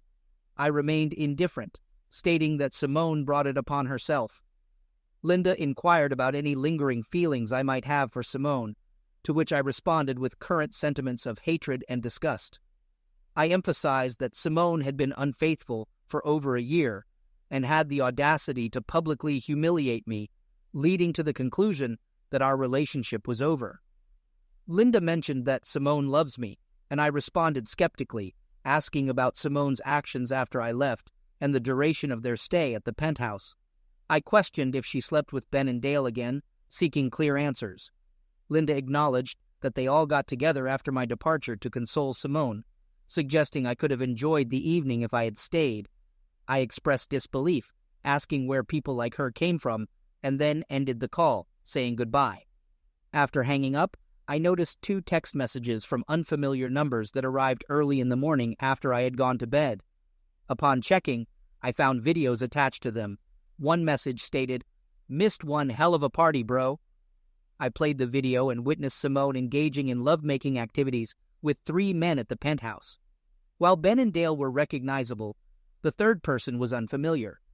The man I didn't recognize looked into the camera and spoke. "That's quite a wife you have there, brah," he said with a grin. "Too bad you weren't here." The second video was more of the same, except it ended with Ben having my wedding ring. As Simone held it in her open hand, she looked at the camera with a smirk. My hatred for her only grew exponentially. I transferred the videos to my PC and made a copy of them for the lawyer. I thought about sending the videos to all of her friends and her family, but decided against it, at least for now. The info I got from Jenny's website indicated that I needed to be very careful about how I reacted to her actions. Any negative reaction on my part could easily undo my case. Her site warned okay, so I decided to hold off for the time being. I didn't hear anything from Simone or Linda the rest of that day or the next, which was a good thing as far as I was concerned. I spent the remainder of the weekend eradicating Simone's presence from the apartment. On Monday, I reached out to my boss, detailing the situation, and took a brief vacation. Recognizing my diminished worth during this time, my boss, having experienced a divorce from an unfaithful spouse, empathized with my emotions. I contacted Jenny's office, scheduling an appointment for that afternoon. En route to the appointment, I visited the bank, implementing measures to disentangle her from our joint account. I settled her joint credit card and subsequently canceled it, withdrawing half of our assets to establish a new account in my name. Jenny elucidated the divorce laws in our state and proposed pursuing an alienation of affection lawsuit against her employers. Acknowledging the uncertain outcome, given the evidence I possessed, I entrusted her with the decision. Concerning the delivery of legal papers, I opted for their office, intending for them to experience a degree of the public humiliation they subjected me to over the past year. After our meeting, I paid a retainer and returned home. On the way, I received a call from Linda. "Hello," I answered. She proposed a meeting with Simone that afternoon, to which I declined, following my attorney's advice to maintain distance. She offered Simone's contact information after consulting with someone. After I provided Jenny's contact details, Linda attempted one last time to advocate for Simone. I firmly rejected any possibility of forgiveness, asserting that Simone could anticipate divorce papers soon. I concluded the call and proceeded home, stopping only to purchase a 12-pack of beer and a couple of packs of cigarettes. Having quit smoking when we first got married, I felt the need to engage in something to prevent destructive behavior after arriving home. The house phone rang, and when I answered with a greeting, Ben Carlson, my wife's employer, identified himself. Recognizing his voice from the party and noting a more professional tone, I acknowledged knowing who he was and asked about his intentions. Ben expressed awareness of my upset feelings about the events on Friday and claimed that they thought I was okay with my wife's activities at company gatherings. I questioned if he knew she was married during all this, and he admitted yes, but explained that Simone had told them we had an open marriage, and he assumed I was okay with it. I pointed out that he never bothered to ask me about it and inquired about the videos they sent me on Friday night. Ben stated that the videos were Simone's idea and apologized, expressing regret for the situation. He asked if there was anything he could do to make it up to me, to which I responded by outlining my terms. I mentioned my intention to kick his balls into the middle of next week after he testifies against her in court, and the plan to sue him for alienation of affection. I made it clear that if he wanted to make amends, he should accept my terms without any argument and asked if he had anything else to add. He inquired if I was truly suing them, and I affirmed, emphasizing their violation of their own morals clauses over the past year while destroying my marriage. He dismissed it, claiming it was all in fun, and they never intended to ruin my marriage. I questioned his expectations, expressing disbelief that I would applaud them for their actions. I suggested he might have been influenced by internet stories. He pleaded, proposing that we could work through the situation, and he worried that a lawsuit could ruin them. I dismissed it as not my problem and ended the call. Grabbing a beer, I went to the balcony for a smoke. I didn't hear from them until Wednesday when they were served at Simone's office. Linda expressed disbelief at my actions, stating that I didn't give Simone a chance to explain and highlighting her current humiliation. I remained indifferent, stating that I didn't care about Simone's feelings after what she did, and instructed Linda not to call again, slamming the phone down. A few moments later, I received another call from a number I recognized as coming from Ben's office. I answered, yelling, and he insulted me, threatening to kick my rear. He accused me of ruining his life and vowed to ruin mine in return. I slammed the phone down and called Jenny to tell her about Ben's threat. "Good," she said. "I'll file for a temporary restraining order against Simone as well as her cohorts today. I'll make sure you get a copy of the order. Remember what I said. Don't do anything stupid." "What if he comes after me?" I asked. "Make sure that you have witnesses and don't instigate anything," she said. I understood what she meant. Later that afternoon, there was a knock on the door. True to her word, Jenny had filed the TRO, and a courier had just delivered my copy. I decided to hedge my bets somewhat and purchased a small motion-activated camera to cover my front room. I also had a nice Louisville Slugger close to the front door, just in case. I figured if Ben or his accomplices intended to make good on their threats, I needed to have something for evidence, and I needed some means of protection. Things remained relatively peaceful for the rest of the week. Thankfully, I didn't hear anything from Linda, Simone, or her boyfriends until Saturday night, that is. I was sitting on my balcony nursing a beer and a cigarette when I heard my doorbell. That was followed up by pounding on the door.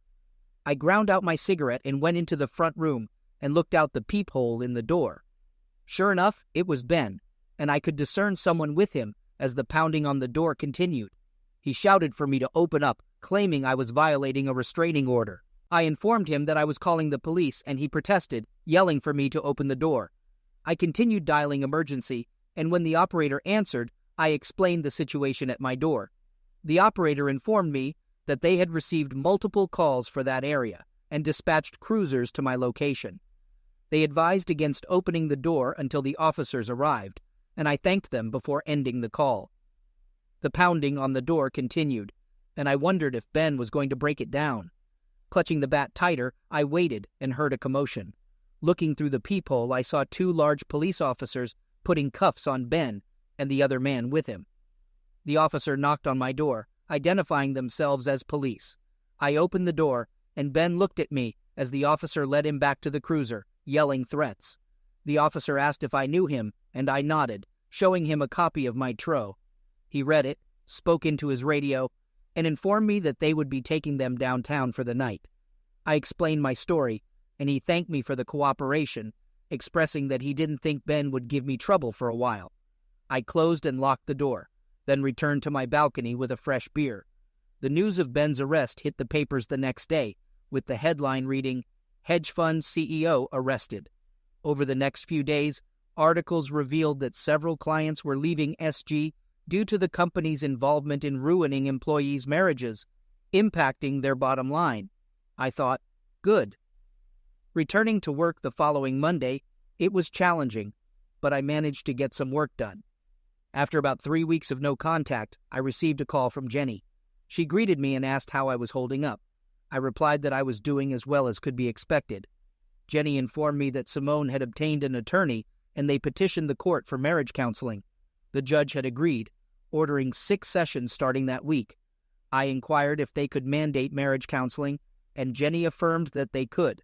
She advised me to attend, explaining that not showing up could result in contempt of court and even jail. I expressed my unwillingness to reconcile with Simone, and Jenny understood but emphasized the importance of my attendance. I reluctantly agreed, and Jenny mentioned that if the counselor perceived no hope for reconciliation, they would inform the judge. I asked if there was anything else, and Jenny revealed that Simone's attorney informed her of Simone's pregnancy. I expressed frustration at the prospect of waiting another 8 or 9 months for any legal actions. Jenny confirmed this delay, adding that if the child is mine, I would be ordered to pay child support. On a positive note, she informed me that the judge approved a legal separation until Simone gives birth.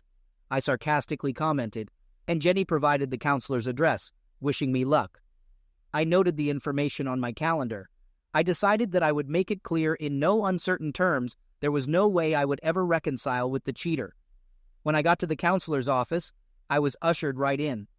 A somewhat older woman looked at me over her glasses. Simone sat across from her in a love seat, looking somewhat forlorn. I had a very bad feeling about this. The counselor, Dr. Abigail Farnsworth, introduced herself and suggested I sit next to Simone on the love seat. Opting for a smaller wooden chair at a 45-degree angle to the love seat, I expressed my lack of choice in being there. Dr. Farnsworth acknowledged this but conveyed her satisfaction that I attended. She then turned to Simone and inquired about her hopes for the sessions. Simone expressed her desire to reunite with me, emphasizing the upcoming baby and the wish to be a family again. I reacted with derision, and Dr. Farnsworth turned to me, asking about my expectations. I responded, expressing my desire for her to understand that reconciliation was not on the table, nodding in Simone's direction. I noticed Simone recoiling at my statement. Dr. Abigail nodded in response to my statement about not reconciling for the sake of the child. She asked if I would consider it for the child's sake, to which I reiterated my doubt about being the father and my commitment to support the child if it turned out to be mine.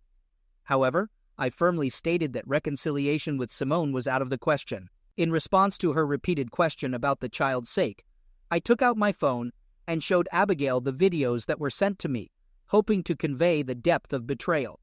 She appeared disgusted after watching them, and as I put my phone away, I remarked on her marital status. I questioned how she would feel if the roles were reversed, and it was her husband in those videos, emphasizing the continuous betrayal over more than a year, and even in front of her. She insisted that the focus should be on the two of us and the upcoming child. I informed Dr. Abigail that Simone had a child to consider, expressing my doubt about being the father and expressing a desire for answers from Simone. Abigail, after a moment of consideration, nodded and suggested Simone owed me some answers. Simone, looking down and appearing sheepish with a face burning in embarrassment, finally looked up and agreed to provide answers. Abigail then gave me the opportunity to speak, and I turned back to Simone. I inquired if she knew what was going to happen on the night of the party, and she affirmed. I asked if that was the real reason she didn't want me to go, and she admitted it. Reflecting on the terrible experience, I accused them of planning to humiliate me, to which she reluctantly agreed. I further questioned if the intention was to humiliate me even more at Ben's place, and she confirmed it, appearing sheepish. I questioned Simone about the duration of her involvement with the other men at SG, and she admitted it had been ongoing since she joined the company. Puzzled, I asked for the reason behind her actions, to which she casually replied that she enjoyed it, finding it fun, naughty, and exciting, making her feel handsome. When I inquired about the number of men she had been with, excluding me, she nonchalantly mentioned around 4 or 5 dozen. I expressed shock at the revelation, emphasizing the potential risks of venereal diseases. Outraged, I asked if she knew the father of the child she was carrying, and she admitted uncertainty. Confronting her expectation for me to raise and financially support the child, I criticized her, stating my lack of love for her anymore and expressing strong resentment, even hoping for a negative outcome. Simone and the others appeared shocked by my words, and Simone seemed on the verge of tears, though my anger remained unabated. In my attempt to inflict more emotional pain, Abigail intervened, signaling that I had made my point. I rejected the notion that I was discarding 5 good years of marriage, attributing the breakdown to Simone's infidelity. I contested the characterization of our marriage as 5 good years, emphasizing that the last year wasn't genuine, especially after Simone's admission of involvement with 48 to 60 men and uncertainty about the paternity of her child. Abigail concluded the session, stating her intention to conduct individual sessions with each of us before determining the next steps. We scheduled our appointments for the next week and left. Simone called out to me in the parking lot, but I ignored her and went to my car. Observing Simone sobbing over her steering wheel as I drove away, I harbored a sense of satisfaction, thinking it was fitting for her to experience some emotional pain. Later that night, I received an enraged call from Linda, blaming me for Simone's condition. She conveyed that Simone was in the hospital due to a mishap, and she accused me of mistreating her. I defended myself, asserting that I merely spoke the truth, contrasting it with Simone's actions over the past year. Linda questioned my apparent lack of concern for Simone being in the hospital, to which I responded indifferently. She criticized me as a loser and emphasized that I should at least provide insurance information, as Simone was still legally my wife, and I would be responsible for the bills. After a moment of reflection, I decided to visit Simone in the hospital, acknowledging the information Jenny had shared earlier. Linda provided me with the room details, and upon arrival, I approached the nurse, providing my insurance information and briefly discussing Simone's condition with the doctor. I inquired about the cause of the mishap, to which the doctor explained the complexities of pregnancies, leaving the specific cause uncertain. Curious about the duration of the pregnancy, I learned that Simone was approximately 9 or 10 weeks along, leaving a possibility that the child could have been mine. Nevertheless, I considered it inconsequential, as the mishap signaled the opportunity to proceed with the divorce. After inquiring about Simone's well-being from the doctor, who assured me she would be fine, I entered her room. She appeared distressed in the bed, tears in her eyes. Linda, positioned at the end of the bed, expressed her displeasure, to which I responded with a growl, causing her to retreat from the room. Facing Simone, I acknowledged the finality of our relationship. She questioned whether I truly hated her as much as I had claimed earlier, and I admitted that, at that moment, the intensity had lessened. However, I emphasized that reconciliation was out of the question, given the breach of trust she had demonstrated. Expressing my frustration, I conveyed how each trip she made to the store left me wondering if she was involved with the checkout clerks. I questioned the sudden turn of disrespect, emphasizing that I had treated her exceptionally well throughout our years together. She denied any wrongdoing on my part and acknowledged my role as a devoted husband and lover. However, I countered, stating that if that were the case, she would have resisted the advances of others. She admitted succumbing to the influence of others who claimed that it was normal for husbands to witness their wives with other men. I dismissed her explanation, emphasizing that the divorce was inevitable and any attempts to salvage the relationship were futile. In response to my decision, she tearfully accepted, agreeing to inform her lawyer the next day. I sternly clarified that any hopes of friendship were unrealistic. Despite her apologies, I remained resolute in my decision to end the marriage. I looked at her for a few moments. "Yeah," I said as I started to leave her room. "Goodbye, Simone." I could hear her cry as I walked away. Tough luck, I thought. Good riddance.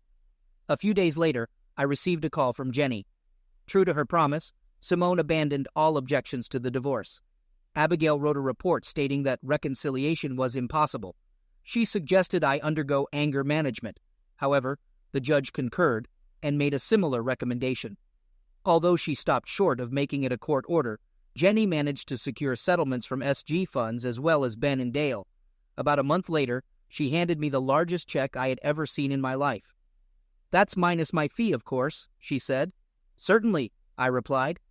I deposited the check and moved on with my life such as it was. Update: SG, or Sodom and Gomorrah as I often thought of it, shut its doors approximately 6 months later. It appeared that clients lost trust in the company's financial integrity. Wonder why? I cynically mused to myself. Ben and Dale remained silent after that incident at the apartment. Both served a 30-day stint in the county jail for their stunt and seemed keen on avoiding a repeat. With their reputations tarnished in the community, they sought a fresh start on the West Coast. Simone and Linda continued sharing the same apartment, transitioning to employment in a strip mall retail store specializing in women's clothing and cosmetics. I encountered them occasionally, but never acknowledged their presence. Remaining single, I casually dated over the next couple of years. Eventually, I met Claire Hansen, a recent divorcee. and we embarked on a slow and easy dating journey for a few months. Like me, she had experienced the pain of infidelity in her previous marriage. Understanding her hurt, I provided all the support I could. In the initial weeks, our activities revolved around conversations or outings for dinner and a movie. Recognizing her vulnerability, I took the time to engage in comforting activities such as holding hands and enjoying leisurely strolls through the park. Despite finding her attractive, I opted to let her take the lead. After a delightful dinner at her condo, she observed me with a curious intensity, questioning whether I found her appealing. Responding with a smile, I assured her of my attraction, stating that it extended beyond physical aspects. Curious about my lack of initiative, she playfully inquired if I liked girls. My response conveyed a positive outlook on the situation.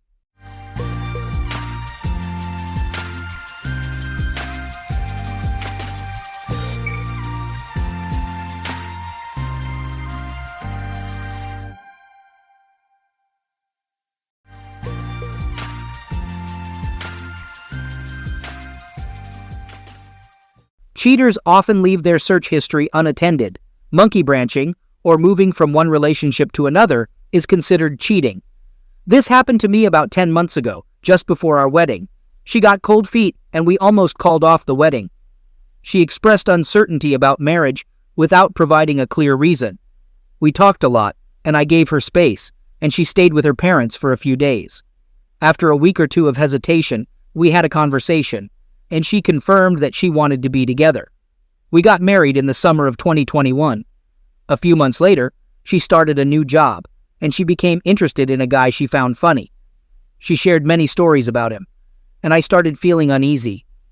I met this guy once after work, and he gave off a bad vibe. A couple of weeks later, while I was working late, she was out with coworkers, and she stayed out longer than expected. We shared our locations on her phone. I got nervous when she didn't respond to my texts, so I checked her location, and she was at McDonald's for almost an hour. When she finally returned to my place, she sat outside for about half an hour. I took my dog out, and it turned out the guy drove her home. They were sitting in my driveway, chatting. I approached them, and she got out of the car. He tried to shake my hand when she came in. I told her that was totally unacceptable, and I didn't want them spending one-on-one time like that. She seemed remorseful, saying she overstepped a line and didn't mean anything by it. I believed her because prior to that, I had no reason to suspect any infidelity. A week or two later, toward the end of April, she went on a weekend trip to Colorado with friends who had moved there. When she came back, she was distant. I tried talking to her, but she went to bed early. 3 days later, on my second-to-last day at a difficult job, we went out for drinks after my shift, and I invited her. She came dressed in sweatpants, looking sloppy, acting quiet, not her usual bubbly self, and frankly, a bit rude. At the end of the night, when we got home, I asked her what was wrong. It was like pulling teeth. She finally said she didn't want to be together. I asked why, and she didn't really know. She didn't think we were a good fit. I kept asking her many questions. Is she a lesbian? Is there another guy? She said she didn't know what she wanted in life and couldn't imagine having kids with me if she wasn't certain. I stayed up all night trying to talk to her. She just fell asleep. The next morning, she left. Her Google account was logged in on my computer, and I found searches like, ended my marriage for another man. She searched for their astrological sign compatibility and song lyrics about the guy on Google in the past month. She came to get her stuff while I was at work, leaving only a Christmas mug that said, Joy. When we moved into our apartment, we found a sticky note on the wall that said, Yikes. We kept it up because it was a dingy apartment, and we thought it was funny. She thought it would be funny. Perhaps her affair partner found it amusing to leave the Joy mug on my counter with the Yikes sticker. I texted her to ask what that was about, and she simply said she thought it would be funny. The divorce was quick and easy, as it was uncontested due to our lack of children. She wasn't interested in keeping our dog, leaving me the apartment and most of my belongings. In that aspect, she showed mercy. During this process, I asked if she believed I wouldn't find out about her cheating. She denied cheating, and in response, I thanked her for leaving.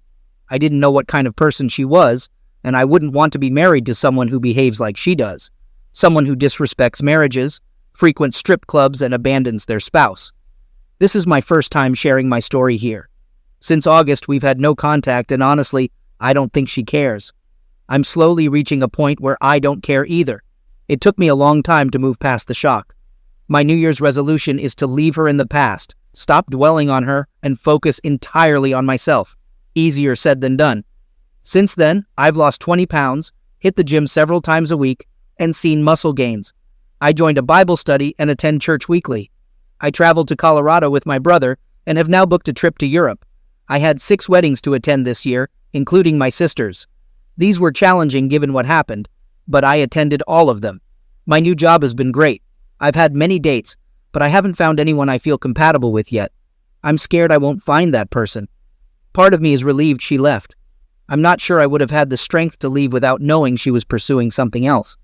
If she was disrespectful enough to seek another relationship, she wasn't worth my time or effort. Update. Today is a significant day for all of us. Usually, I don't care much about New Year's, but after a tough year, we all deserve to feel excited about a new hope on the horizon. I hope that 2023 brings peace, healing, and happiness to everyone. My wish is that we all find strength within ourselves to move forward with curiosity and creativity, exploring new paths in our lives. On weekdays, let's practice perseverance and self-forgiveness. On strong days, let's embrace elation and joy. May we have the courage to venture into uncharted territories and the peace to confront our demons. Let's find the power to overcome them and spread love in every place and every face. I hope for authenticity, not only in those around us, but genuine authenticity to rediscover and showcase who we truly are. May 2023 be filled with adventure and growth.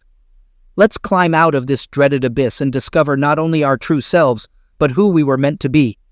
Leave the traitors in 2022. Those who are cowardly, inauthentic, and selfish can stay behind. Find gratitude for everything we have, even the lessons learned from betrayal. Lastly, leave behind the shackles in 2022. Delete remaining pictures and texts. Abandon the need for revenge, checking on people, externalized closure, anger, and sadness. Let's try to let go, surrender to the present, and embrace our destiny. Release the sinking ships to swim freely. Courageously look forward, spread our wings, and soar. This is my prayer for all of us in 2023. Happy New Year to my friends here. We have a community reaction. 7 lie-scoobed wishes all betrayed brighter days in 2023 and beyond. After enduring deep despair and betrayal, we deserve the best, seeking joy and light in our lives. Cheaters just don't fit with joy and light. They belong in the past.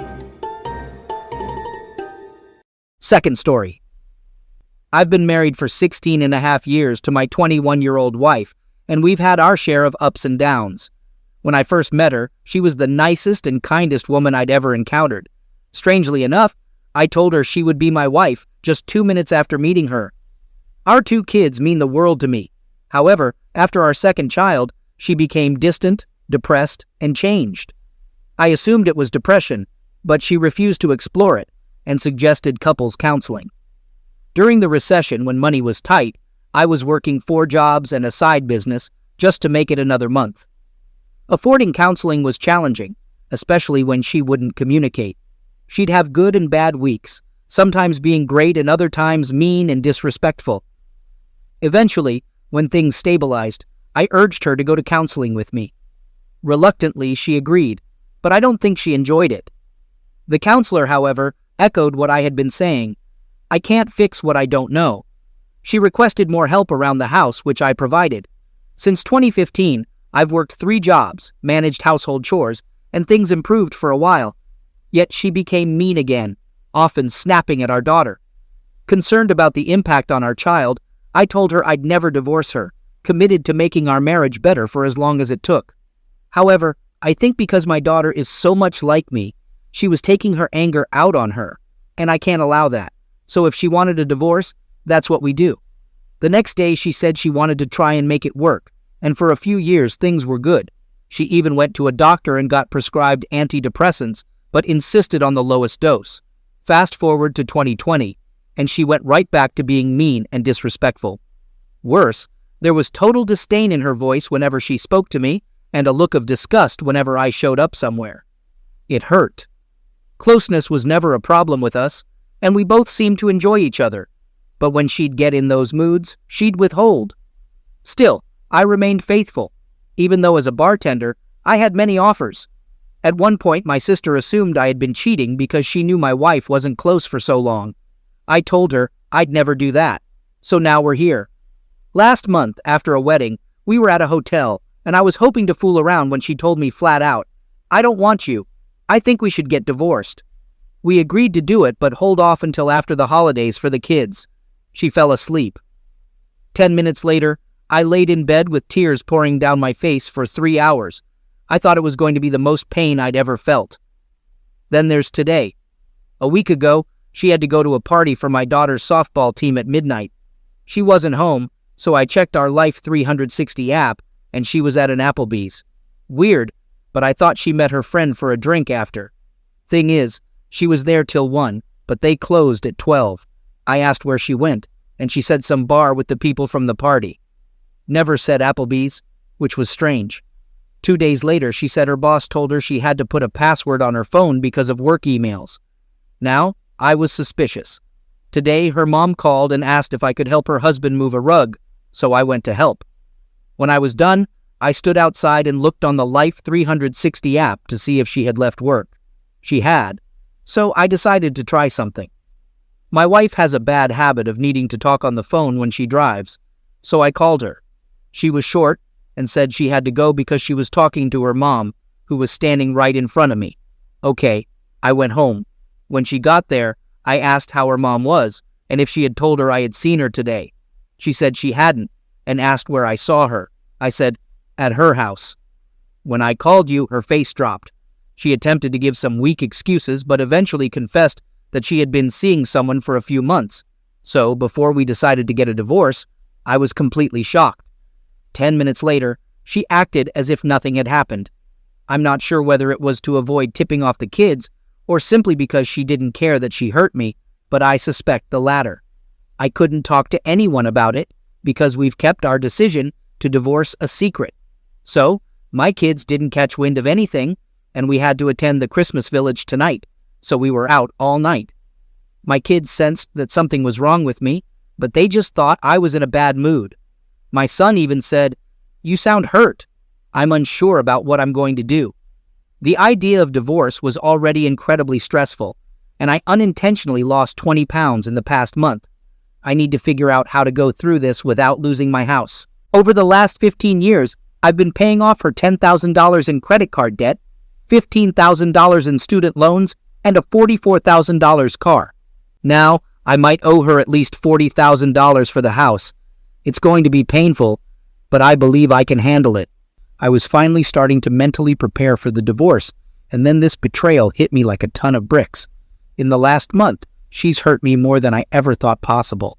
I don't even recognize the woman I married anymore. I don't know what to do. My daughter is going to be heartbroken when we tell her we're splitting up, but I'm unsure if I should tell her about this because I don't want her to hate her mom. I'm lost, confused, stressed beyond belief, and heartbroken. When I look at my wife, she seems like she couldn't care less. Thanks for listening. Update. It's still not finished, as expected, considering it's only been a few months. So, a week after my post, I discovered the guy's name while she was sending a Facebook message on her computer. Evidently, that's their only way of communicating, most likely because he's married with 3 kids. He's also a doctor and wealthy. That one really hit hard for a guy working 3 jobs to make ends meet. On Christmas, I found out she had informed her entire family, along with my sister and my cousin's wife, that we were divorcing.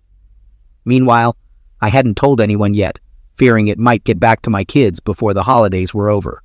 Her mom wasn't happy, thinking she was making the biggest mistake of her life, and the same went for my sister and her best friend. She didn't care. She also omitted the part about her cheating. Of course, I couldn't talk to her mom at Christmas because she was already starting to cry, and I didn't want to alert my kids, so I arranged to talk to her a few days later. The next day, my wife and I had a conversation. I told her I didn't want her seeing the guy until everything was settled. It was disrespectful, and if she wanted a divorce as friends, she shouldn't treat a friend like that. She agreed. Then we discussed how we divide things. I think I did okay. No alimony, no child support, 50-50 custody. We both provide clothes for the kids. Everything else is split equally. I'm keeping the house, but I have to pay her $43,000 in equity.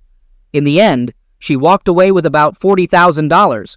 She owes her dad $10,000, an 800 credit score, and zero debt. All thanks to me. When I finally spoke to her mom, I found out that when she learned we were going to talk, she came clean to her. Initially, she lied about cheating when her mom asked, then confessed after my mother-in-law was furious, really laid into her, then cried to me that she was scared I was going to cut her out of my life, which I assured her would never happen. Fast forward to mid-January. Now I've lost 40 pounds. I hit the gym every day to relieve stress. Now we have to break the news to my kids. I told her I wouldn't lie to my kids, but I wasn't going to just expose her either. I said if they asked, I'd try to guide the conversation a different way. She said she felt the same way. The thing is, I knew my daughter wouldn't buy into it. She's like a 14-year-old clone of me. She can spot BS a mile away. And that's exactly what happened. Before we even said anything, my daughter asked if we were getting divorced. When we sat them down, my wife said yes, and my kids lost it. Lots of crying. I saw them crying, and I started crying. Then my wife made a big mistake. She said, "Listen, we both want this." That's when my daughter let her have it, with everything she had. She yelled, "That's BS. My father would never want this. You want this. Look at him. He's crying. I've never seen him cry in my life. This is you." Then she asked if my wife was cheating on me. My wife tried to change the subject, but she wasn't having it. She grilled her while screaming, "Tell me the truth," over and over until my wife confessed. After that, it was like I could see her brain working. She started pointing out every red flag and made my wife confess to it. In 3 minutes, she got more out of her than I did in a month. Later, I had a one-on-one talk with my kids. My 12-year-old son just needed reassurance that things would be okay and change as little as possible.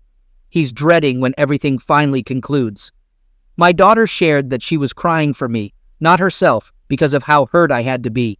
I comforted her and made her feel better. Then she asked me to make her a promise, since I've never broken a promise to my kids.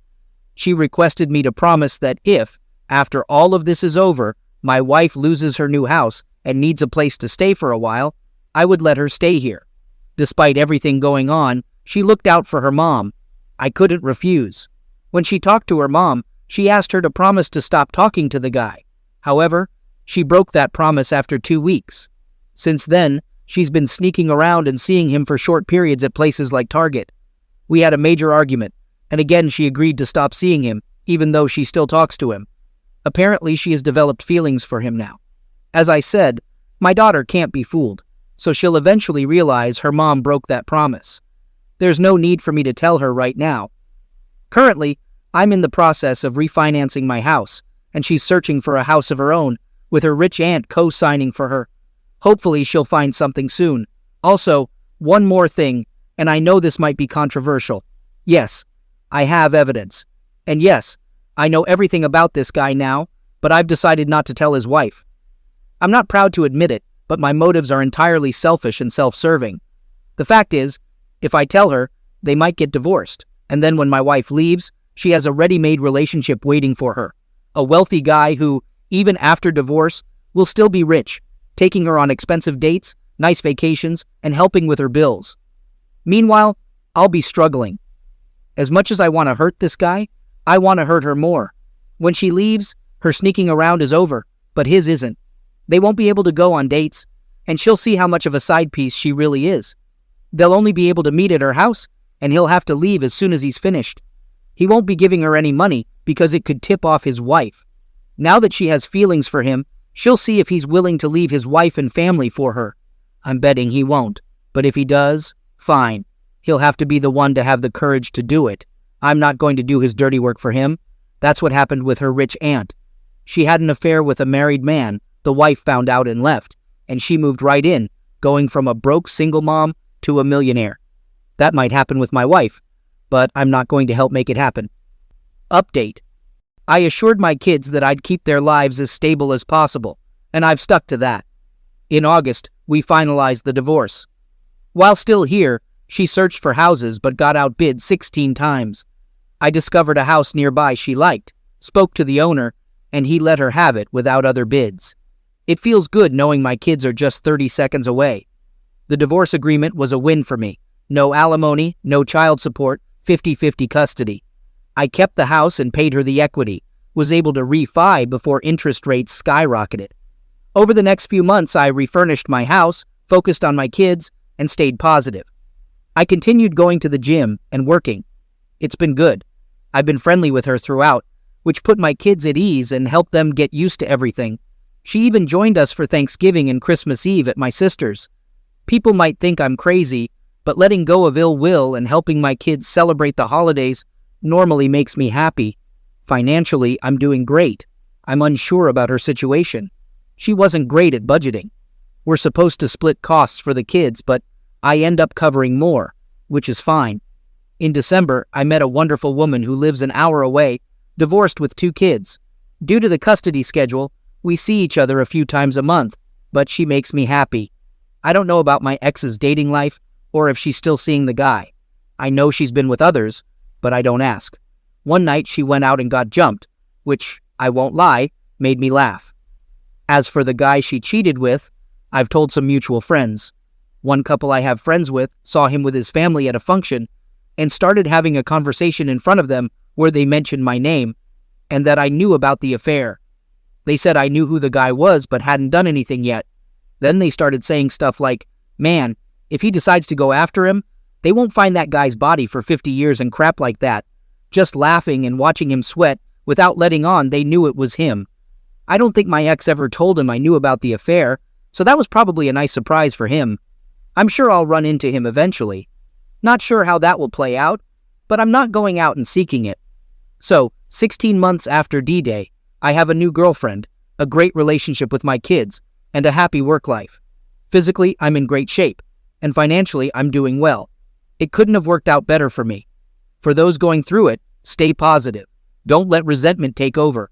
Work out a deal without lawyers if money is tight. Maintain an amicable relationship for your kids. Exercise to de-stress. And remember, every situation is different. Find the path that works for your situation. They're gone, and likely not coming back for your best interest. Trust is gone, so move on and find someone who deserves you. If you don't meet people often, try a dating app like Bumble. They work. Third story. My 37-year-old wife and I, a 38-year-old man, have been married for 13 years, but she had an affair for the past 2 years. I discovered this last week, the night before my grandmother's funeral. I never imagined my wife could deceive me like this, and it's breaking my heart. The husband of my wife's affair partner contacted me on Facebook Messenger to disclose the affair.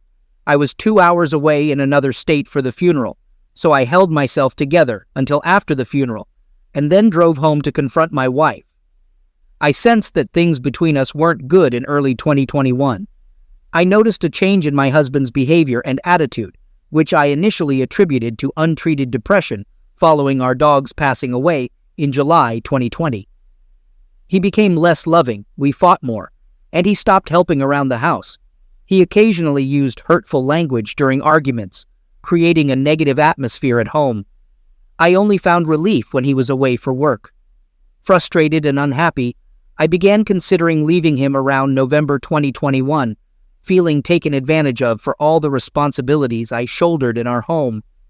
Despite not having children, I worked full-time and managed 85% of the household chores. His main tasks, when not traveling for work, were playing with our dogs and doing his own laundry, while I handled the rest. During this time, my husband experienced strange physical pains and ailments, initially thinking he had a heart attack, but discovering it was a panic attack. These pains reappeared in different areas, including headaches, stomach aches, and rashes. Despite doctor clearance after tests, the pain would resurface in new forms. I suggested therapy for potential anxiety, depression, and hypochondria, but he refused, convinced he was dying of cancer, creating daily frustration. When the affair partner's husband contacted me, I realized my husband's supposed illnesses were likely a response to the guilt and stress from the affair. He carried on this affair for 2 years, having closeness during work trips and coordinating meetings at hotels. This happened twice, once paid by her and once by my husband on a credit card I couldn't access. They communicated through a fake Facebook Messenger account, exchanging explicit photos and sometimes having cyber relationship. After confronting him about the affair, my husband admitted to additional medical tests due to fears of contracting an STD, unknown to me. Our attachment declined since 2021 as he feared transmitting something to me. I'm devastated not only by the affair, but also by how he treated me during these 2 years. I feel betrayed and taken advantage of for maintaining our home while working. Although we moved states around May this year, no longer living near the woman, they remained in contact. They met in early December during her work trip to our new area. My husband claims they only talked in the car, refusing a hotel, and her story aligns with his. I'm incredibly upset and hurt, crying every day and struggling to eat. This morning, I scheduled an appointment next week to see a therapist and a divorce attorney consultation in the upcoming weeks. My husband is saying sorry, claiming he'll do anything to keep me and be a better spouse. He's been shedding tears, using the typical lines you often hear when someone gets caught. Although he insists I'm not to blame, he can't provide a reason for the affair. I find it challenging to overcome not only the lying and deception, but also how I was mistreated for nearly 2 years. 6 months ago, I suggested marriage counseling, and he responded by telling me I needed therapy. Fortunately, I have the support of my family and some close, trusted friends. However, I live thousands of miles away from everyone, so I feel alone in this. We recently bought our home last year when we moved, and I'm uncertain about the cost of getting out of this mortgage. Due to my grandmother's passing, I am set to inherit a decent amount of money, slightly more than my annual income, in about 6 to 8 weeks when we finalize her accounts. I won't be putting this money in any account with his name or access. I plan to inform the attorney I'm consulting with about this financial aspect. Over the last 2 years, I feel like I've been worn down, and this affair has now completely shattered me. While I believe I can handle this on my own, I've spent 15 years with this person, supposed to be my best friend. I've prioritized his career over mine, relocating across the country for him. I'm scared of making the wrong decision, but my gut feeling tells me to leave this deceitful person.